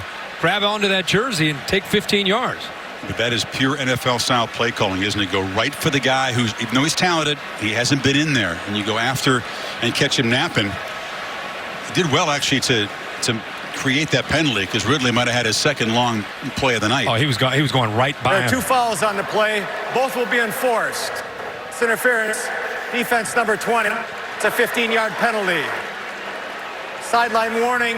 Delay of game against the Alabama bench. Oh, boy. That 5-yard penalty. It will be 1st and 10. Well, he was warned already once, so the 2nd time it's a 5-yard penalty. But, Nick, he'll have a conversation with several folks on the sideline, and it's beginning right now. Get back. Only one guy can be out there, and that's the boss. Dave Kataya is up here with us, and Dave, we've seen a lot of sideline warnings this weekend. Point of emphasis to keep the coaches there. Yeah, there's actually like a new rule this year with the sideline. Dave, we got a warning here, and now this time they actually get them for it. Is it a different rule this year? No, the rule is the same as it was last year. One warning, then the 5-yard penalty. What is different now is they're emphasizing that more to keep the coaches and players off the field. Hurts took a brief look downfield and now just scoots out of bounds after a short gain right near the 50. I bet you it doesn't happen again. Well, his sideline. His reaction, a warning's bad enough for Nick Saban, but then to actually get called, his reaction, as you said, I don't think we're going to have to worry about. It just comes out of nowhere. What exactly happened there? And then just it was after that he went crazy. On 2nd and 7, Hurts flips it to Ridley, who retreats, just fighting desperately to avoid a huge loss, and he will not be able to avoid it. Nudged out of bounds at the 39-yard line. McFadden was there in a hurry, and then Marshall finally chased him down. I'm a little bit surprised that Ridley stopped in motion where he did. He didn't get wide enough. I mean, you're trying to out-leverage the defense, and instead he stops. And look at the Florida State defense. I mean, they're all over. Kyle Myers, the corner, had it way to the outside, another 10 yards out wider. So Ridley, as fast as he is, he was outflanked. All he could do was try to cut back and lost a lot of yards. He lost 11 of them, and it sets up a 3rd and 18. Hurts has a lot of time here. Takes off. Too much to gain. Let's get back to the original line of scrimmage before he's knocked down by Herman Lane and his 4th down. But Ridley's retreat there really cost the Tide on this drive. Alabama now 3 of 10 on 3rd down, and both these teams haven't been great on 3rd down. In Alabama, the one thing that's hurting them is they've been facing a lot of 3rd and longs. They've averaged tonight 3rd and 9. It's tough to execute 3rd and 9 against a defense like Florida State. We saw a lot of that against Clemson, didn't they? Yeah. And they were 2 for 15 on 3rd down. It seemed like every time they had a 3rd down play, it was 3rd and long.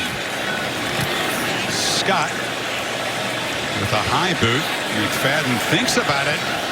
Almost caught it. Doesn't matter because it's going to be down at the 6-yard line. So that's more like it. It hasn't been a good punting night, but Levi Wallace there to make the play. And the Noles will start backed up. Worst field position of the night. That's not bad position, although the students are in the rafters in this game. Like that a home game. Their team is backed up at the 7. Patrick's got it, and he's got a bunch of blockers out in front. Nice gain out to the 15-yard line. Noles had a 90-yard touchdown drive. Bama an 85-yard touchdown drive early on. Rare has been stouter since then. Jimbo Fisher pulling a lineman and a tight end Izzo and got to the corner really easy. Alabama that time. Christian Miller, their outside linebacker, defensive end, was kind of angling inside. It just so happened he did it at the wrong time. Made it easy for the Noles to catch that corner.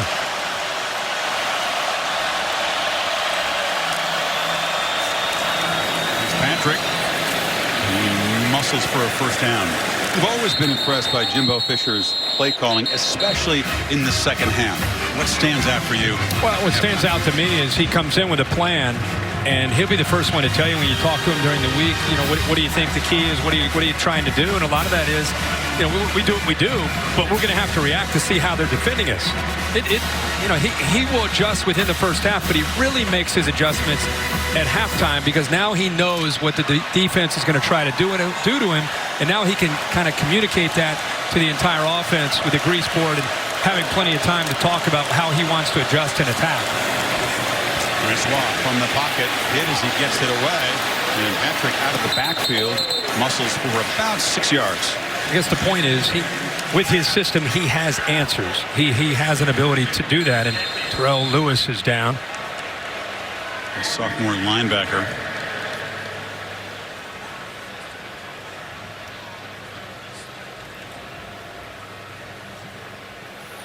Of course, we talked about being back here in 128 days. This is the site of the championship game after the semis take place on New Year's Day. And that, of course, is the playoff championship trophy presented by Dr. Pepper. Both of these programs expecting to be back here.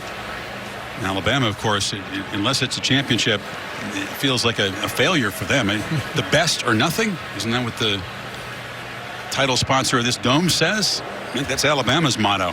But Florida State says, wait a second, we've had a couple of years in the ACC where we've been down a little bit.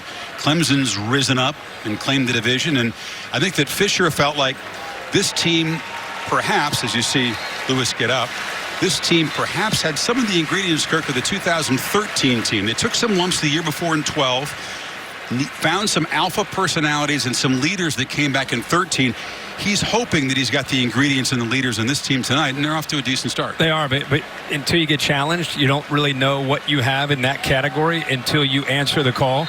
And tonight, they're in a great game against Florida State, and that leadership, the intangibles, the things that have made Alabama so great, is that emerges, it comes from victories if they find a way to win a game like this, because that's the question about this team. It isn't the physical ability. It's about where the leadership and intangible stuff will come from. Question for both teams. Francois takes a downfield shot, and this is Murray very, very well covered. Minkah Fitzpatrick was all over him that time. Yeah, in phase perfectly. Murray had such a big game last year downfield against Michigan. He had 2 catches for 104 yards and a couple touchdowns. He was able to get behind coverage. So the scouting report on him is do not let him get behind you. That time Minkah Fitzpatrick in perfect position. No chance. I mentioned the Noles are struggling on third down. Got off to a good start, but they haven't been able to convert the last few. They need 5 yards here. Nick Saban running downfield trying to get a timeout call. No, ended up not doing it. Gavin comes in motion. They pressure Francois, knock him down, and the pass is underthrown. Heavy pressure as Tony Brown, the Texan, came from the secondary. Trying to create confusion, and they bring the blitz with Tony Brown to the outside. He's out here timing it up. He shoots here. But watch Minkah. He's showing blitz. He ends up dropping. They're just trying to confuse the protection, free somebody up, and it's Tony Brown who lays the hammer to Deandre Francois. That is what you call a free run and a running start. And the Noles have now failed on their last 6 third downs. Here comes Logan Tyler. I think it's been a struggle for the Seminoles. Flag, it is blocked. Alabama blocks the punt and a scrum down at the 5-yard line. Damien Harris, a huge play. We will check the flag.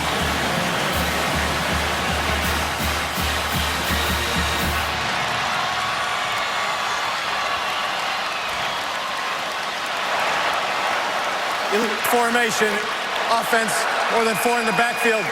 It's declined. First down. So a blocked field goal before halftime, and now this block punt, which sets up Bama at the 6, Kirk. And Damien Harris gets in there to block it. Crucial time with the ball deep in the Florida State territory. But a starting running back out there trying to make a block and making a block for Alabama's defense. That's a starting tailback. Now, some people say, why do you put your starters on special teams? You can definitely risk injury. It happened to Hamilton covering a kickoff last year, but that's the answer. Yep. And Nick Saban told us this morning on game day, he looks at special teams as just as an important aspect as offense and defense, like every coach does, and puts his best players out there to make plays like that. What a chance to stretch the lead. Shot for Ridley right here. Alvin already with 6 catches tonight.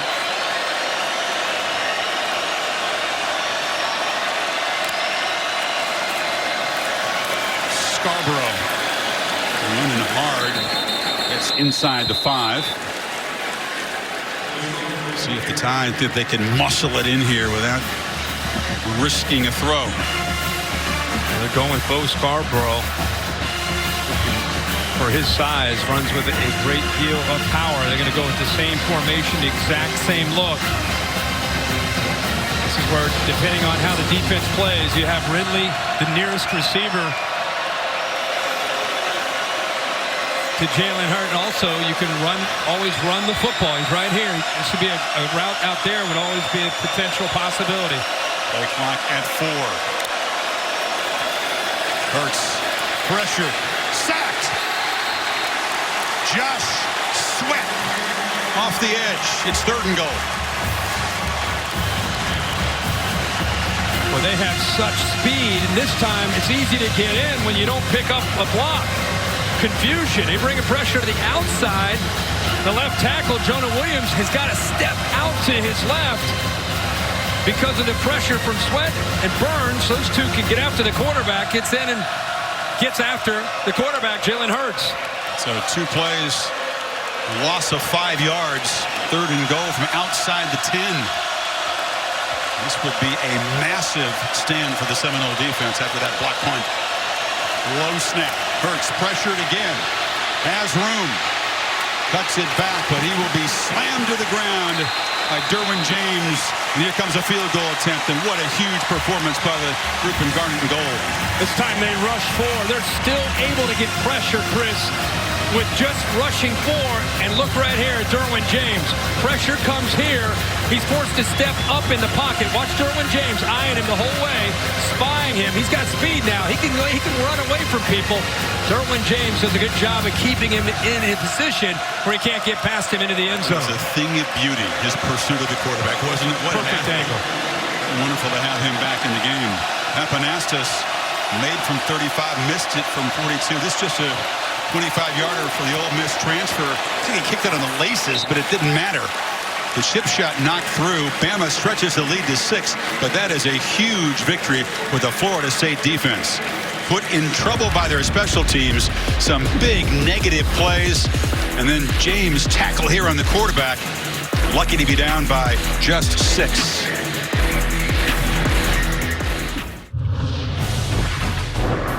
Welcome back to Dr. Pepper Championship Drive Game of the Week.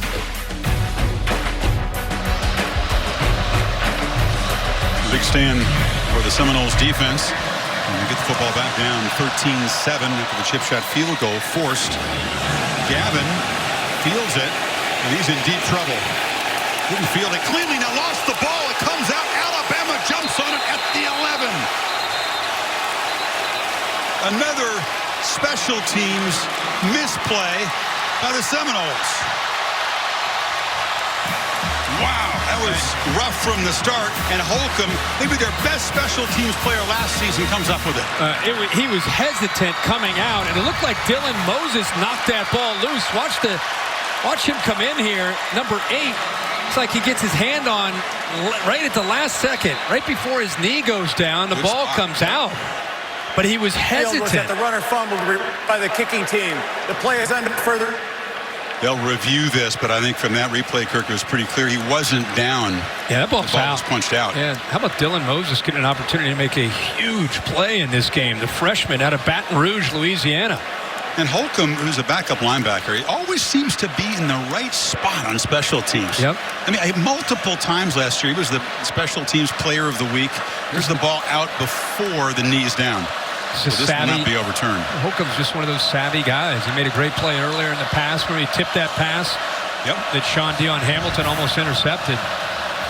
How many times can the Noles defense... The ruling on the field is confirmed. Fumble recovered by the kicking team. First down. Rise up and make a stand here. Once again, the special teams has put him in an awful position. Well, the last drive after the block punt, Alabama started at the 6-yard line. Had a short run. They got sacked. And then you saw Jalen Hurts take off and get chased down by Derwin James. They had to settle for a field goal. And here now, starting at the 11-yard line. They've had 6 red zone plays tonight, Tide. Net -1 yard. So the play calling will be talked about, but the stout job by the Noles defense down in there tight has been a big story tonight while they're down only 6.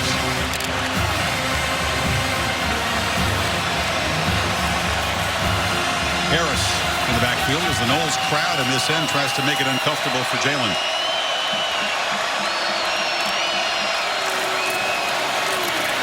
Harris bursts free and scores.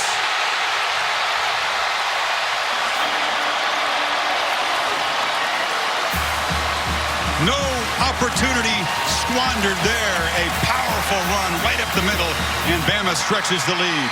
And the right side of the line collapses down here, and watch the big tight end pick up a nice block right here. Kick down, pull the tight end, creates the hole, and then that's just power by Damien Harris. Low center of gravity, runs right through the 2 safeties. And up by 12 now. Alabama will go for 2. Had a big play to open the game, was quiet for a while, and now finds the end zone. Blocks a punt. Good point. Yeah, Damien Harris had a pretty good night. And the answer after that 3 and out, down tight the last time, pure Bama power football. Bama doesn't go for 2 very often.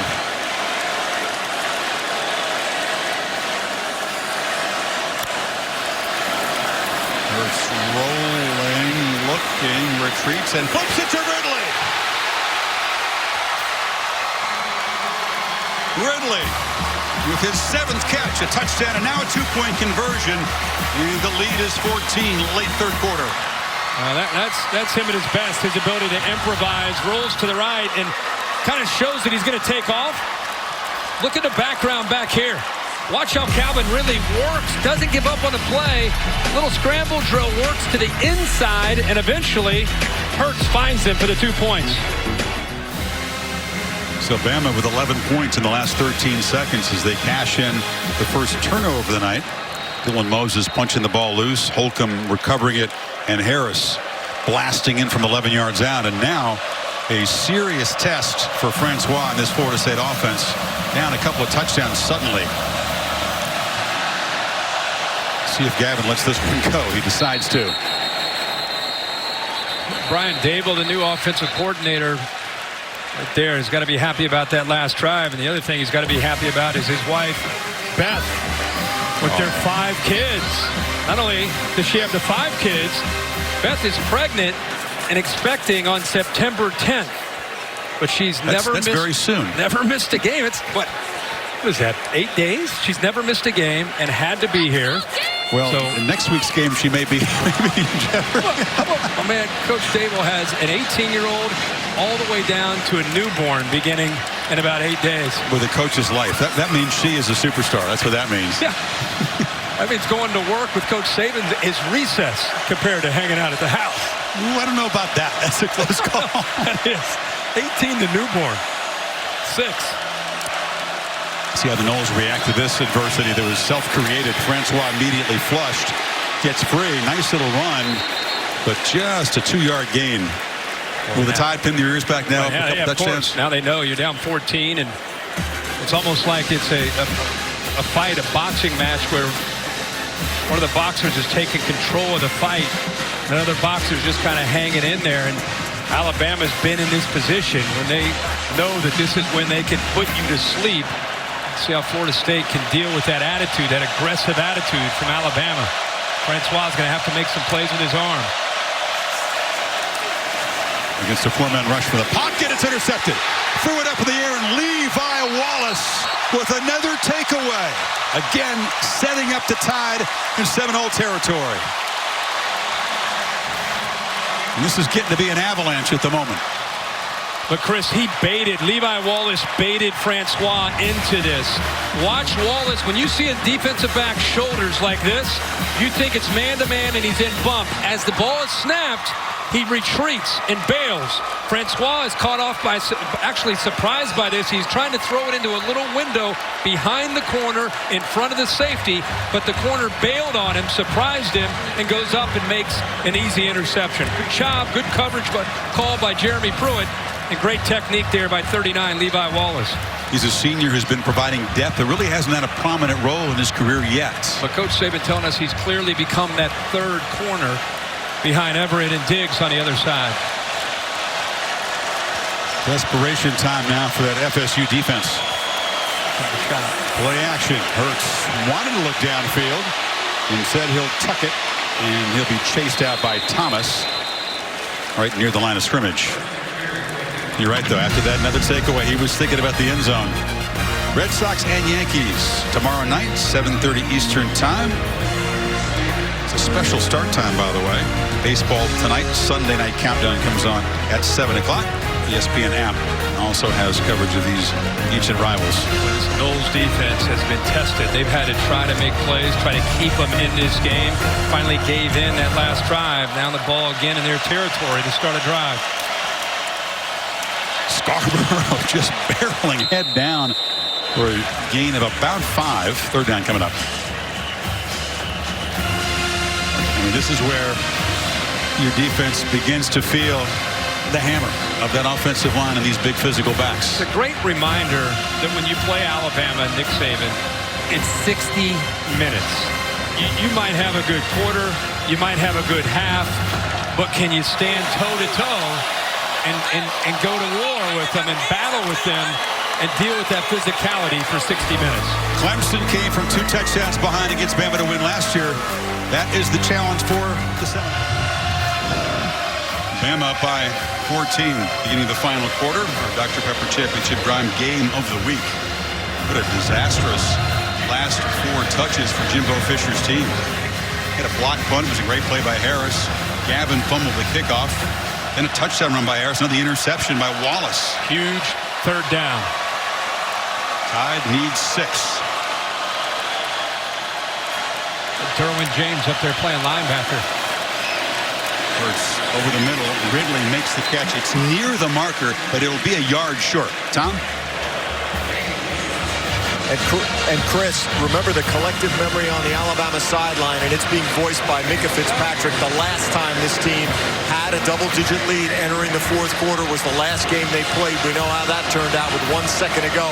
Micah Fitzpatrick exhorting the defense when they get their turn to not give it away the way it happened the last time they played.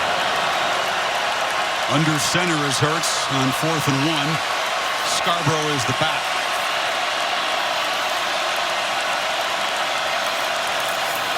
Bo's got it. He's got the first down. Difference is, you see Cable's family there. They approve of the play call. That right now, Florida State's only run 50 plays. That Bama defense should be a lot fresher than they were in the 4th quarter of the championship game. Yeah, that's very true. And a great report from Tom Rinaldi talking about Micah Fitzpatrick being the guy down there. We wondered who's going to become the leaders on this team. There's an example of it right there. Noles pressured off the edge, but the Tide are just hammering the middle now. With Scarborough again running downhill for about 6. You know, when you start running the football like this with a 21-7 lead, you start to not only wear down Florida State physically, you start to really impact their mindset, especially as much as that Florida State defense has been asked to do to keep them in this game. Much of the Tide freshman receivers are in the football game at the moment. But again, it's Scarborough testing that middle. 2nd effort, lunges forward for about 2. It'll be 3rd and 3. A lot of tests for that Florida State defense in the 2nd half. It's our first real look, obviously, at Brian Dable calling the plays against Charles Kelly, the defensive coordinator from Florida State. And what I'm seeing is we're going to see this offense grow is versatility. Physical when they have to be. Ability to play from the pocket with this quarterback. Obviously, ability to run and move around with the quarterback. I think it's going to be a wide range of how they'll attack as they grow this year with Brian Dable and Jalen Hurts. Jalen not yet 100 yards passing. 10 for 15 for just 96. Looking to throw for the first down. And throws to the end zone. Loop down there. Just over the hands of one of those talented freshmen. Henry Ruggs the 3rd. And McFadden was in coverage. 4th down. That's a heck of a ball by Jalen Hurts. Gave his freshman a chance to make a play on that football. And how about the freshman going right by McFadden? He's one-on-one matched up. There's not a safety behind. He pulls away from him at the last second. That ball's actually thrown right on his hands. I don't think McFadden touched the ball. It just went through the hands of the nifty Ruggs, the freshman. And Ruggs, Jerry Jeudy, and Devontae Smith all were involved in that series. Papanastas, who's 2 for 3, in for a 41-yard field goal. And he has missed wide left, so it's still a 2-score game. The Tide missed a chance to really stretch the lead. And the Noles hanging around, still down just 14. It's a lot bigger battle than Louisville thought they were going to get. The Noles are thinking about paying back the Cardinals down the line here. So Francois with a 14-point lead, throws it right into coverage, picked off again. Mac Wilson this time, and Francois all of a sudden, Kirk, really struggling. Yeah, he stared down his intended receiver, Auden Tate, and he's kind of looking at him like maybe he wanted him to work back away from it, but he brings the linebacker over here Watch the head and eyes of Francois. Watch how he brings him over right there. Made it easy for the linebacker, Wilson, to come over and make that play. Had enough time. Just didn't either underestimate it, didn't see the linebacker, but clearly brought him over by just staring him down the whole way. And the awful sequence continues for the Noles. Interceptions in their last 2 snaps that followed the fumble, kickoff return, and the block punt. Ouch. And we talked at halftime. We've said this before, but the Noles defense is up against it again. It's a big ask. Yeah, what is it, the last 4 possessions? 4 or 5 possessions have started in their own territory? Najee Harris, the freshman, he is behind Hurts, and he's got it. And California is hit hard and driven back by Matthew Thomas right at the line of scrimmage. Thomas, a guy who sat out 2015 with an academic suspension, had a big year last year. He was touch and go. He finally just got academically cleared. Really hadn't had a full amount of practice for this opener, but he's a valuable part of the defense. Well, that's where his game experience, even though he missed some practice time, he's out there. He's made a lot of plays tonight for the Noles defense. 15 tackles in the Orange Bowl win. Hurts has got it, but he cannot escape. He's going to be dragged down in the backfield by big Frederick Jones on the backup lineman. Third and long. Charles Kelly has got to be very, very proud of this defense and what they have done for him tonight. He's come up with a plan.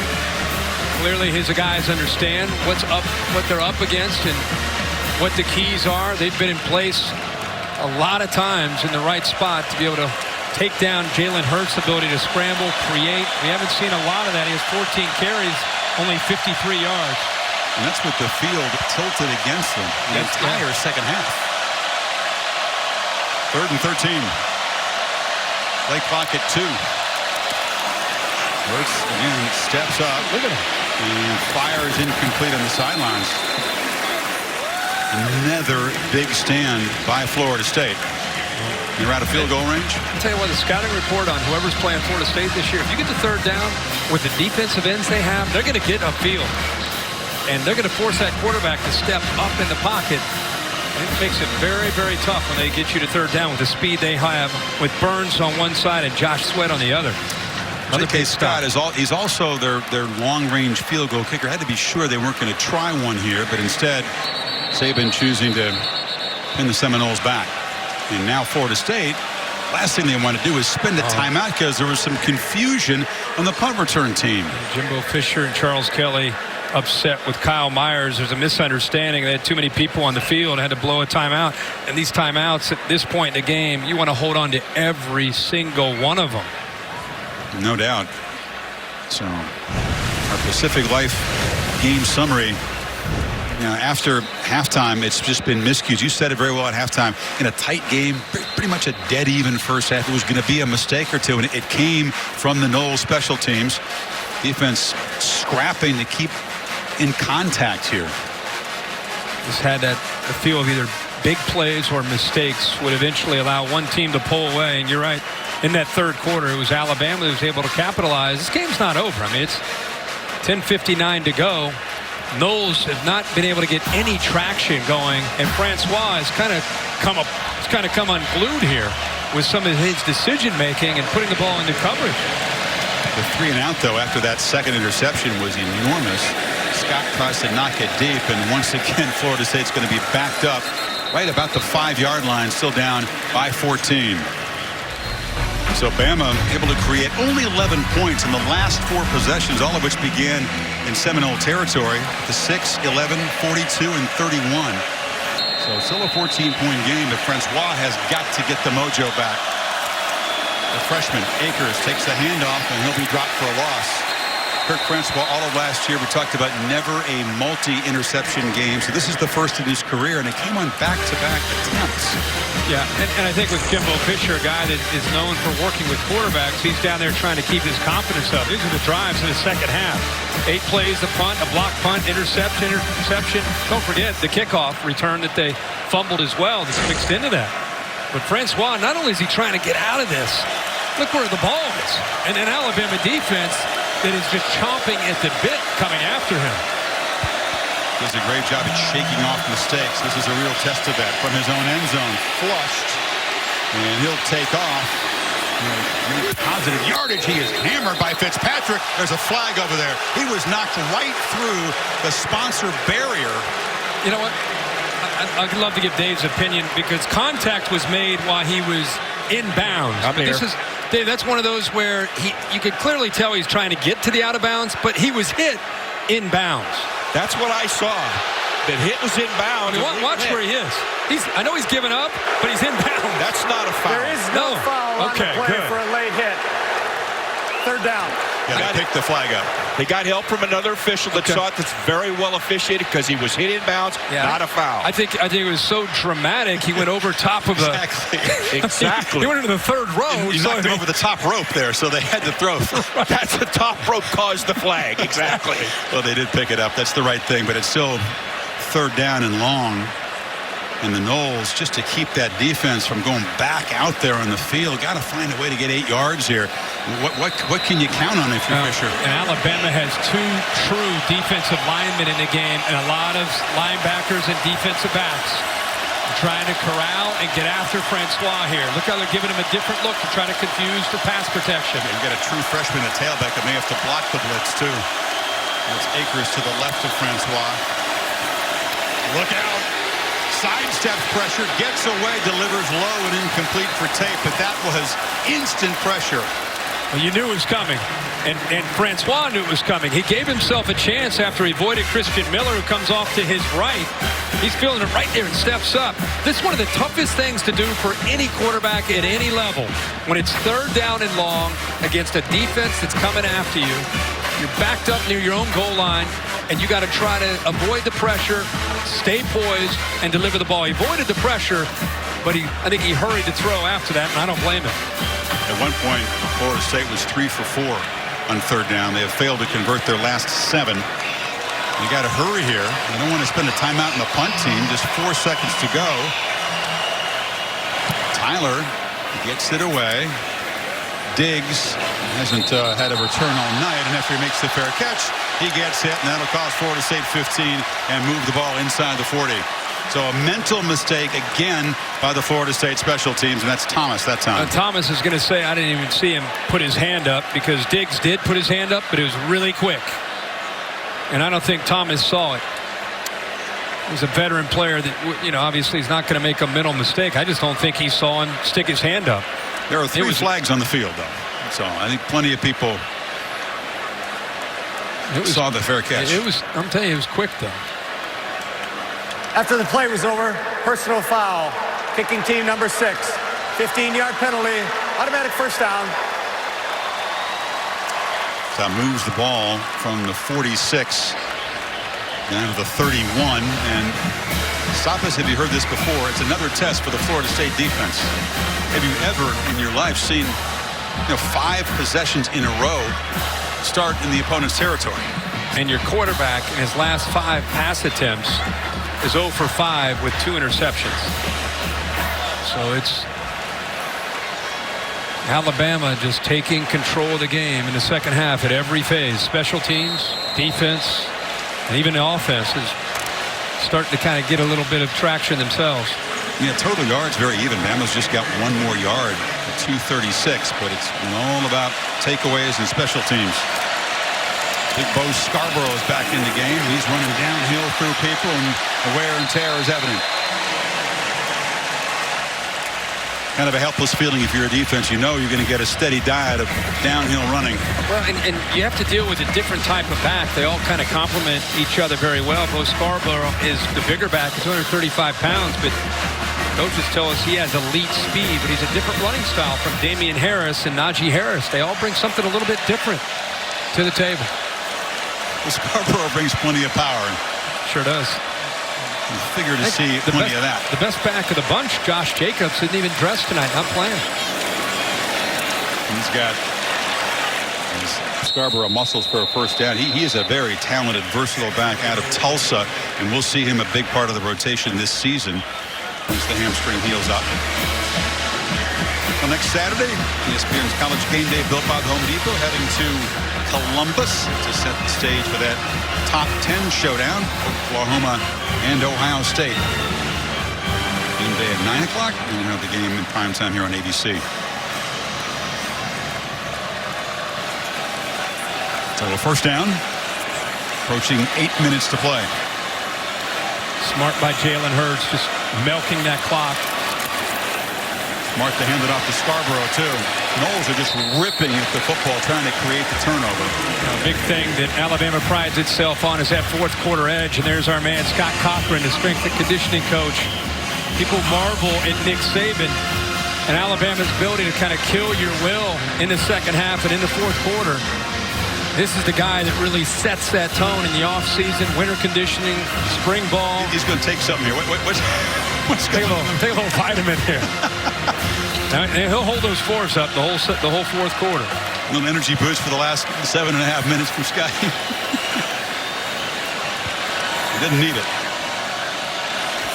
Scarborough, deep set, takes a handoff. That time the Noles do a good job at clogging the middle. It'll be third down. But all kidding aside, seriously, that brutality, that mindset that Alabama plays with in the trenches, it's that strength and conditioning program they recruit. Nick Saban recruits some of the best talent out there, but it's how they develop them, how they teach them, and a big part of that is growing up in the weight room. They create the mindset there as much as they create the strength.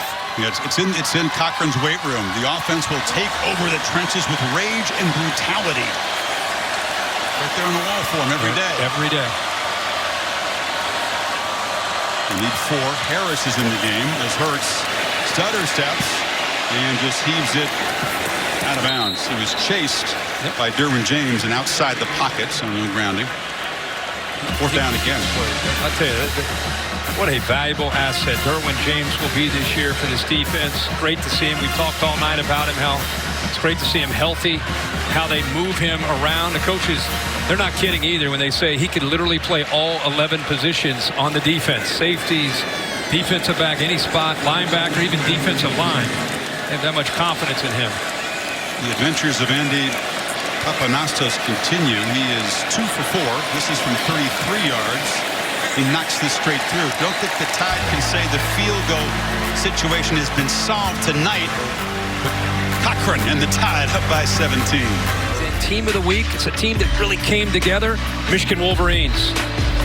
Look at that domination against Florida. 11 yards rushing. Michigan, after all the losses from last year, they look as strong as ever. 6 sacks, 3 turnovers.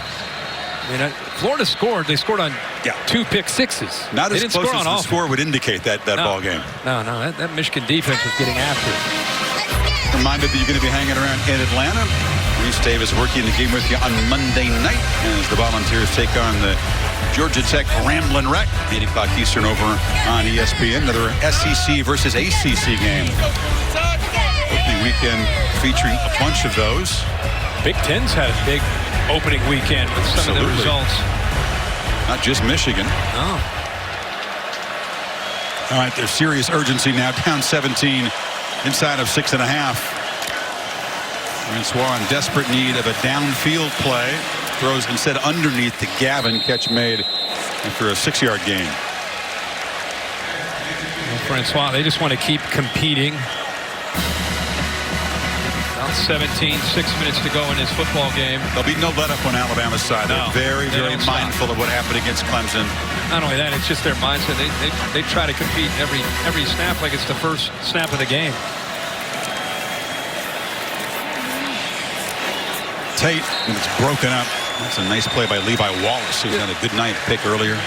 When you watch Alabama play like this, doesn't it make you really appreciate what Clemson was able to accomplish with Deshaun Watson and the athletes with Mike Williams and Jordan Leggett?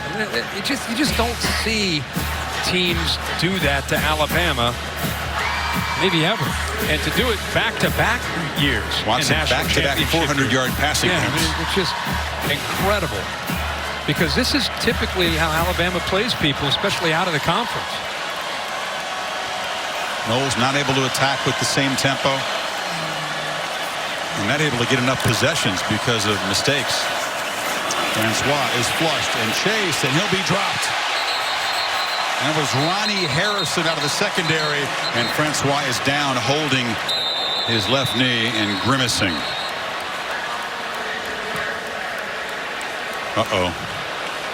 Ronnie Harrison, when he tackled him, kind of rolled up onto his the back of his legs. Blitz comes right over the left there, and there's the speed of Harrison. See at the end of that play. Yeah, you're right. He just sort of inadvertently rolled on the left leg there. And you talk about the risk reward of these kind of games. The loss, not so much of a risk. That wouldn't have knocked Florida out anything, but you don't want to lose your leader on offense and your starting quarterback in the opener.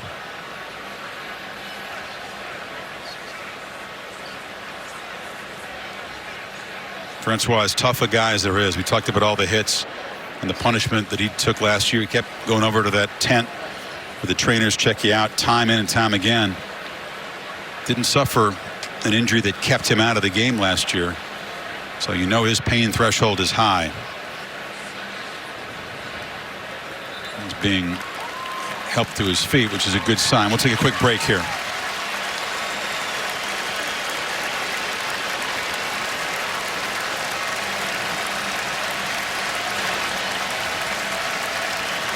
You see, we'll stay here. You can see Harrison going over, patting him on the shoulder pad, and he is.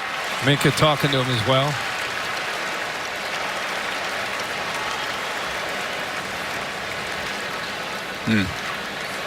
Very little experience behind him.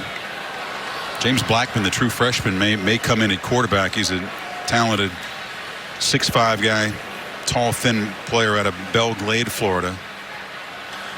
I even asked Jimbo on the field before the game if you got into a situation where DeAndre couldn't go back out, who would you put in? And he did mention James Blackmon. If you got into that kind of situation, he thinks he could be a guy that could really have a great career. That's Blackmon. You saw J.J. Cosentino, the junior from Pennsylvania. Oh, this is a bummer. You talk about losing their defensive leader, Derwin James, in Game 2 last year. I hope it's not as serious as it looks for Francois. Tyler collects a low snap and gets another ugly punt away. It's been a rough night for the Seminoles special teams. Not very good punting. 5.5 to play. Bama back on offense as Francois heads to the 10. Check out some of the vantage points. Aggressive pylon cam tonight. Big Al rolling around. That was the headgear worn by Mr. Corso today, right? He did pick against the alma mater. He did. Said it time. Business decision. Well, at the moment, looks like a good business decision. As the Tide go back on offense, and Francois continues to be looked at by the trainers in that tent, looking at that left knee. If we have any information to pass along, we will do so, of course.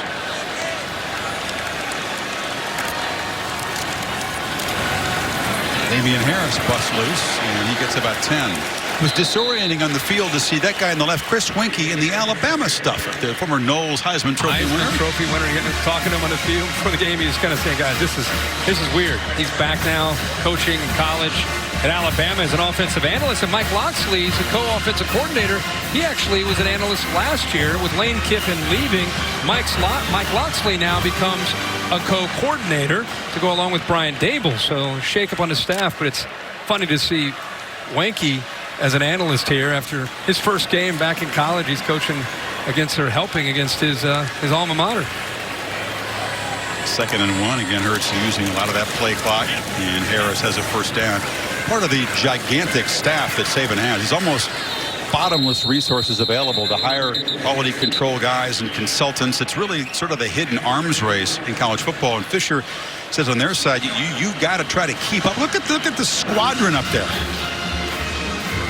This is well beyond, obviously, the guys who are officially assistant coaches. You got Dan Werner, who could be an offensive coordinator a lot of places. He's got a background in Ole Miss. I counted 15 in that other. It's a little emptier in the Noles side. About 9 or 10. 9. Urban Meyer at Ohio State, he's got a lot of those guys too. That's what the top programs who really have endless resources to contribute. That's the kind of brain power they bring. Scarborough. Short gain and down inside of 4 minutes to play in this game. You know, Jimbo Fisher is going to lament obviously the special teams mistakes, and defense did their best to keep him in this game. Francois, his injury concern is the headline for the Noles out of this one, because although a loss wouldn't eliminate them, the loss of their quarterback would hugely impact their season. Absolutely, of course. I mean, that's going to be on everybody's mind. Jimbo Fisher. He's in the tent there. In the tent with him. That's all that anybody's going to be thinking about who follows this sport. And of course, the Florida State family and friends and fans hoping that number 12 is okay. Scarborough tries to bounce it, and he'll be dragged down at the line of scrimmage. Third down. I would like to say this at 24-7 with 3 minutes to go, that I know Florida State's going to lose this game. And I know people are going to talk about, should you play in a game like this? I don't know how you guys feel. I don't know how you feel, Chris. But Florida State is a good football team. They played a great team tonight. It was a close game at halftime. Obviously, they had a lot of turnovers, as Francois. But I don't think this game hurts them. And they're going to drop in the polls. But I don't think it hurts them. They've got Miami in a couple weeks. Only for this big respect game right here. Oh, yeah, of course. I'm talking about resume and just bigger picture. Louisiana Monroe is up next Saturday, and then the conference opener home against Miami, as Hurts is knocked down short. It'll be a 4th down. He was talking about when you play Clemson, you play Louisville, you play Miami. If you're able to keep winning games, it's all predicated upon, of course, his health. Prayers from Francois as he is carted off. Already got that left leg in a brace. That's not a great sign. They've got medical facilities in this stadium, as most of the state-of-the-art stadiums do, and he may be checked out here. Thoughts are with you, Deandre. Kind of a fluke injury. Just chased down, got tangled up with Harrison. Scott. High punt, and McFadden backpedals and gets bumped. No flag. Well, Sunday Night Baseball. Talked about the game tomorrow night, the Red Sox and the Yankees. Special time at 7:30 Eastern. Coverage begins a half hour earlier. Baseball Tonight Sunday Night Countdown. So streaming live on the Watch ESPN app, which we know you have to follow all the college football games. I even got a little tennis in there on the app today, to track in my other love. Yeah, you're heading back there tomorrow. Yeah, heading back there, back to the US Open. Thank you for making the effort to come here tonight. I love the US Open. Love it. We got some good matches coming up the next few days? We do. Can you tell me when? I will. There's James Blackmon. He's the true freshman, so his college debut, not what he was hoping for, filling in for Francois and handing off down 17 as he just run things out. That was the other freshman, Akers, and now we got a scuffle, and there's going to be a flag as Alec Eberle, the veteran center, showing his frustration. Yeah, he just took Tony Brown and just threw him. He got pushed in the back by Tony Brown, which was, kind of a late push by Tony Brown, and Ellerby didn't like it. Tony likes to talk too. Yeah, just grab him and threw him. So Saban will get Tony out there, is a somewhat volatile guy. Watch Tony Brown too. Whistles are, that's the end. That's after he'd gotten pushed. After the play's over, we've got 2 fouls, 1 on each team. Unsportsmanlike conduct, defense number 2. All unsportsmanlike conduct, offense number 54. This penalty's offside. Afterwards, 2nd down. That's the first unsportsmanlike conduct on each one of those. This game was really cleanly played in the first half. Very few penalties, no turnovers. It's been very different after halftime. All you saw in the replay there was the reaction by Ellerby, but as I said, Tony Brown pushed him in the back after the whistle, and that's why it was offsetting. And for Alabama, they got Fresno State, Colorado State next couple of weeks. The conference opener is at Vandy. Ole Miss at home, and then the key game for their season, October the 7th in College Station against A&M. Certainly a huge test in the West. You think? LSU at home in November. You think that's a test? You don't think so? No. I think this was more of a test than A&M. Oh, no, yeah, but I'm just saying in the West, a road game at College Station? No, that's not a test. Okay, so did you just put him in the right now? You're just putting him in the playoffs? No, I think Auburn's a test. A lot of people are. Auburn's a test at the end of the year, but A&M's not a test. Not on the road. Auburn will be down in the plains in the Iron Bowl. The Ford wrap-up show after the game with Cassidy Hubbard. You and I can continue this conversation at the 19th hole in about 30 seconds. These young Akers didn't have the kind of debut he'd hoped for. Tough running, and Mack Wilson wrestles him down. Well, our thoughts are with Deandre Francois and that left leg. And that is the headline takeaway for Florida State. Not just the loss, but the quarterback may have a knee problem. So the Tide roll on and make it 37 straight regular season non-conference victories. Saban goes to 14-1, and they hope this will be the first of 3 visits to Atlanta. Ridley made the big play, but the Alabama offense, I think they'll feel like there's still a whole lot to work for. They had the short field really the entire second half, Kirk, and really couldn't put the Noles away until late. Well, in the blink of an eye, it went from being a really close football game at 10-7. We started the third quarter thinking this is going to be a great second half. In a literally blink of an eye, boom, boom, boom, and Bama had pulled away and taken control of the game, and Florida State just couldn't do anything on offense. Let's get Nick Saban's reaction with Tom Rinaldi. Chris, thank you very much. No preseason. You said you wanted to find out some things about your team. What did you find out tonight, Nick? Well, I think we scrapped in the game. I don't think we played great. I think the defense did a fantastic job, especially in the second half, getting some turnovers. Special teams was a big difference in the game with the turnover, the block punt. But, you know, our consistency, especially on offense, is not what it needs to be. It's great to get a win like this, even if you got to win it ugly. All right, we got a lot of work to do, and we know where we're at now, and we'll work to get better. All off season, you stressed finishing. You entered last game you played with a double-digit lead into the fourth quarter. How did you finish this time? Well, we finished because they didn't score. We didn't keep the ball as well as we'd like. All right, but, you know, we'll get better. Finally, you stress special teams. You put some of your best players on special teams. How did that shape the outcome, Nick? Well, I think it was probably the difference in the game, in all honesty. Block punt, a block field goal before the half was a big momentum deal. Block punt, fumble on a kickoff cover. And, you know, the field position that we kept them in the second half was really a key to the game because they could never get in their offense. You're a coach that likes to take these games on, Nick. You have throughout your career at Alabama. Why? Well, I think it tells you a lot about your team. I think our team worked hard for this game. They have a tremendous amount of respect for Florida State. I think Florida State has a great team, and I think they're going to be a team to be reckoned with, you know, this season. And we got to focus on what we need to do to get better. This tells us where we are and where we need to go. Appreciate it, Nick. Good win. Thank you. Let's go over to Maria. All right, Tom, I've got Jalen Hurts and Calvin Ridley here. And, guys, let's start off with the beginning of this matchup. And it seemed like a slow start for you guys to get going offensively. What was the difference in the second half? We just had to come out and finish. You know, last year we didn't finish. And going into every game this year, we know that's one thing that we have to do.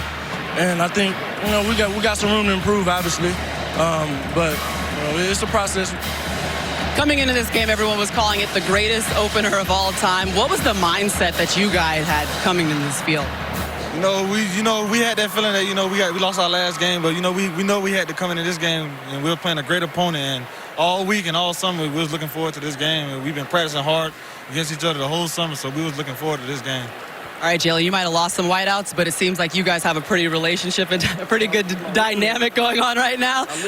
What's it like seeing this guy out there on the perimeter? He can play, you know. He said himself, we can't do it without our other teammates, though. You know, as far as, bringing down the safety for a deep ball or whatever it is. It's all a team effort. And I think we played as a team today.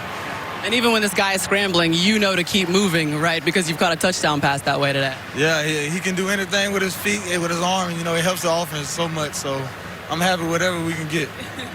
All right, guys, congrats. Thank you. All right, thank you, Maria. Yeah, Hurts had 10 completions, 7 went to Ridley. Outside of Calvin, they didn't do very much in the passing game. Came up with just 96 yards throwing, so they'll still have to work on that with Brian Dable and Jalen Hurts. Yeah, and I think Nick Saban summed it up when he talked about the special teams. It's what you and I talked about. It was a tight game.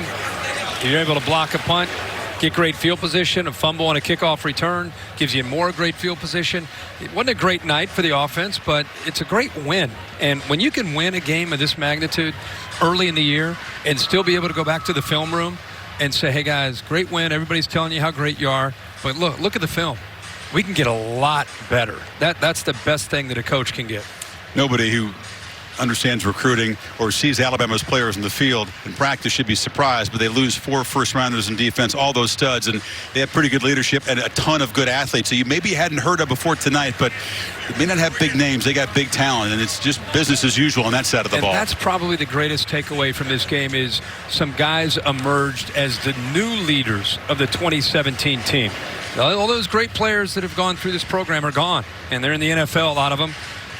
It's a new group of players' turn to become the leaders, and you're seeing that baton handed tonight to that next generation.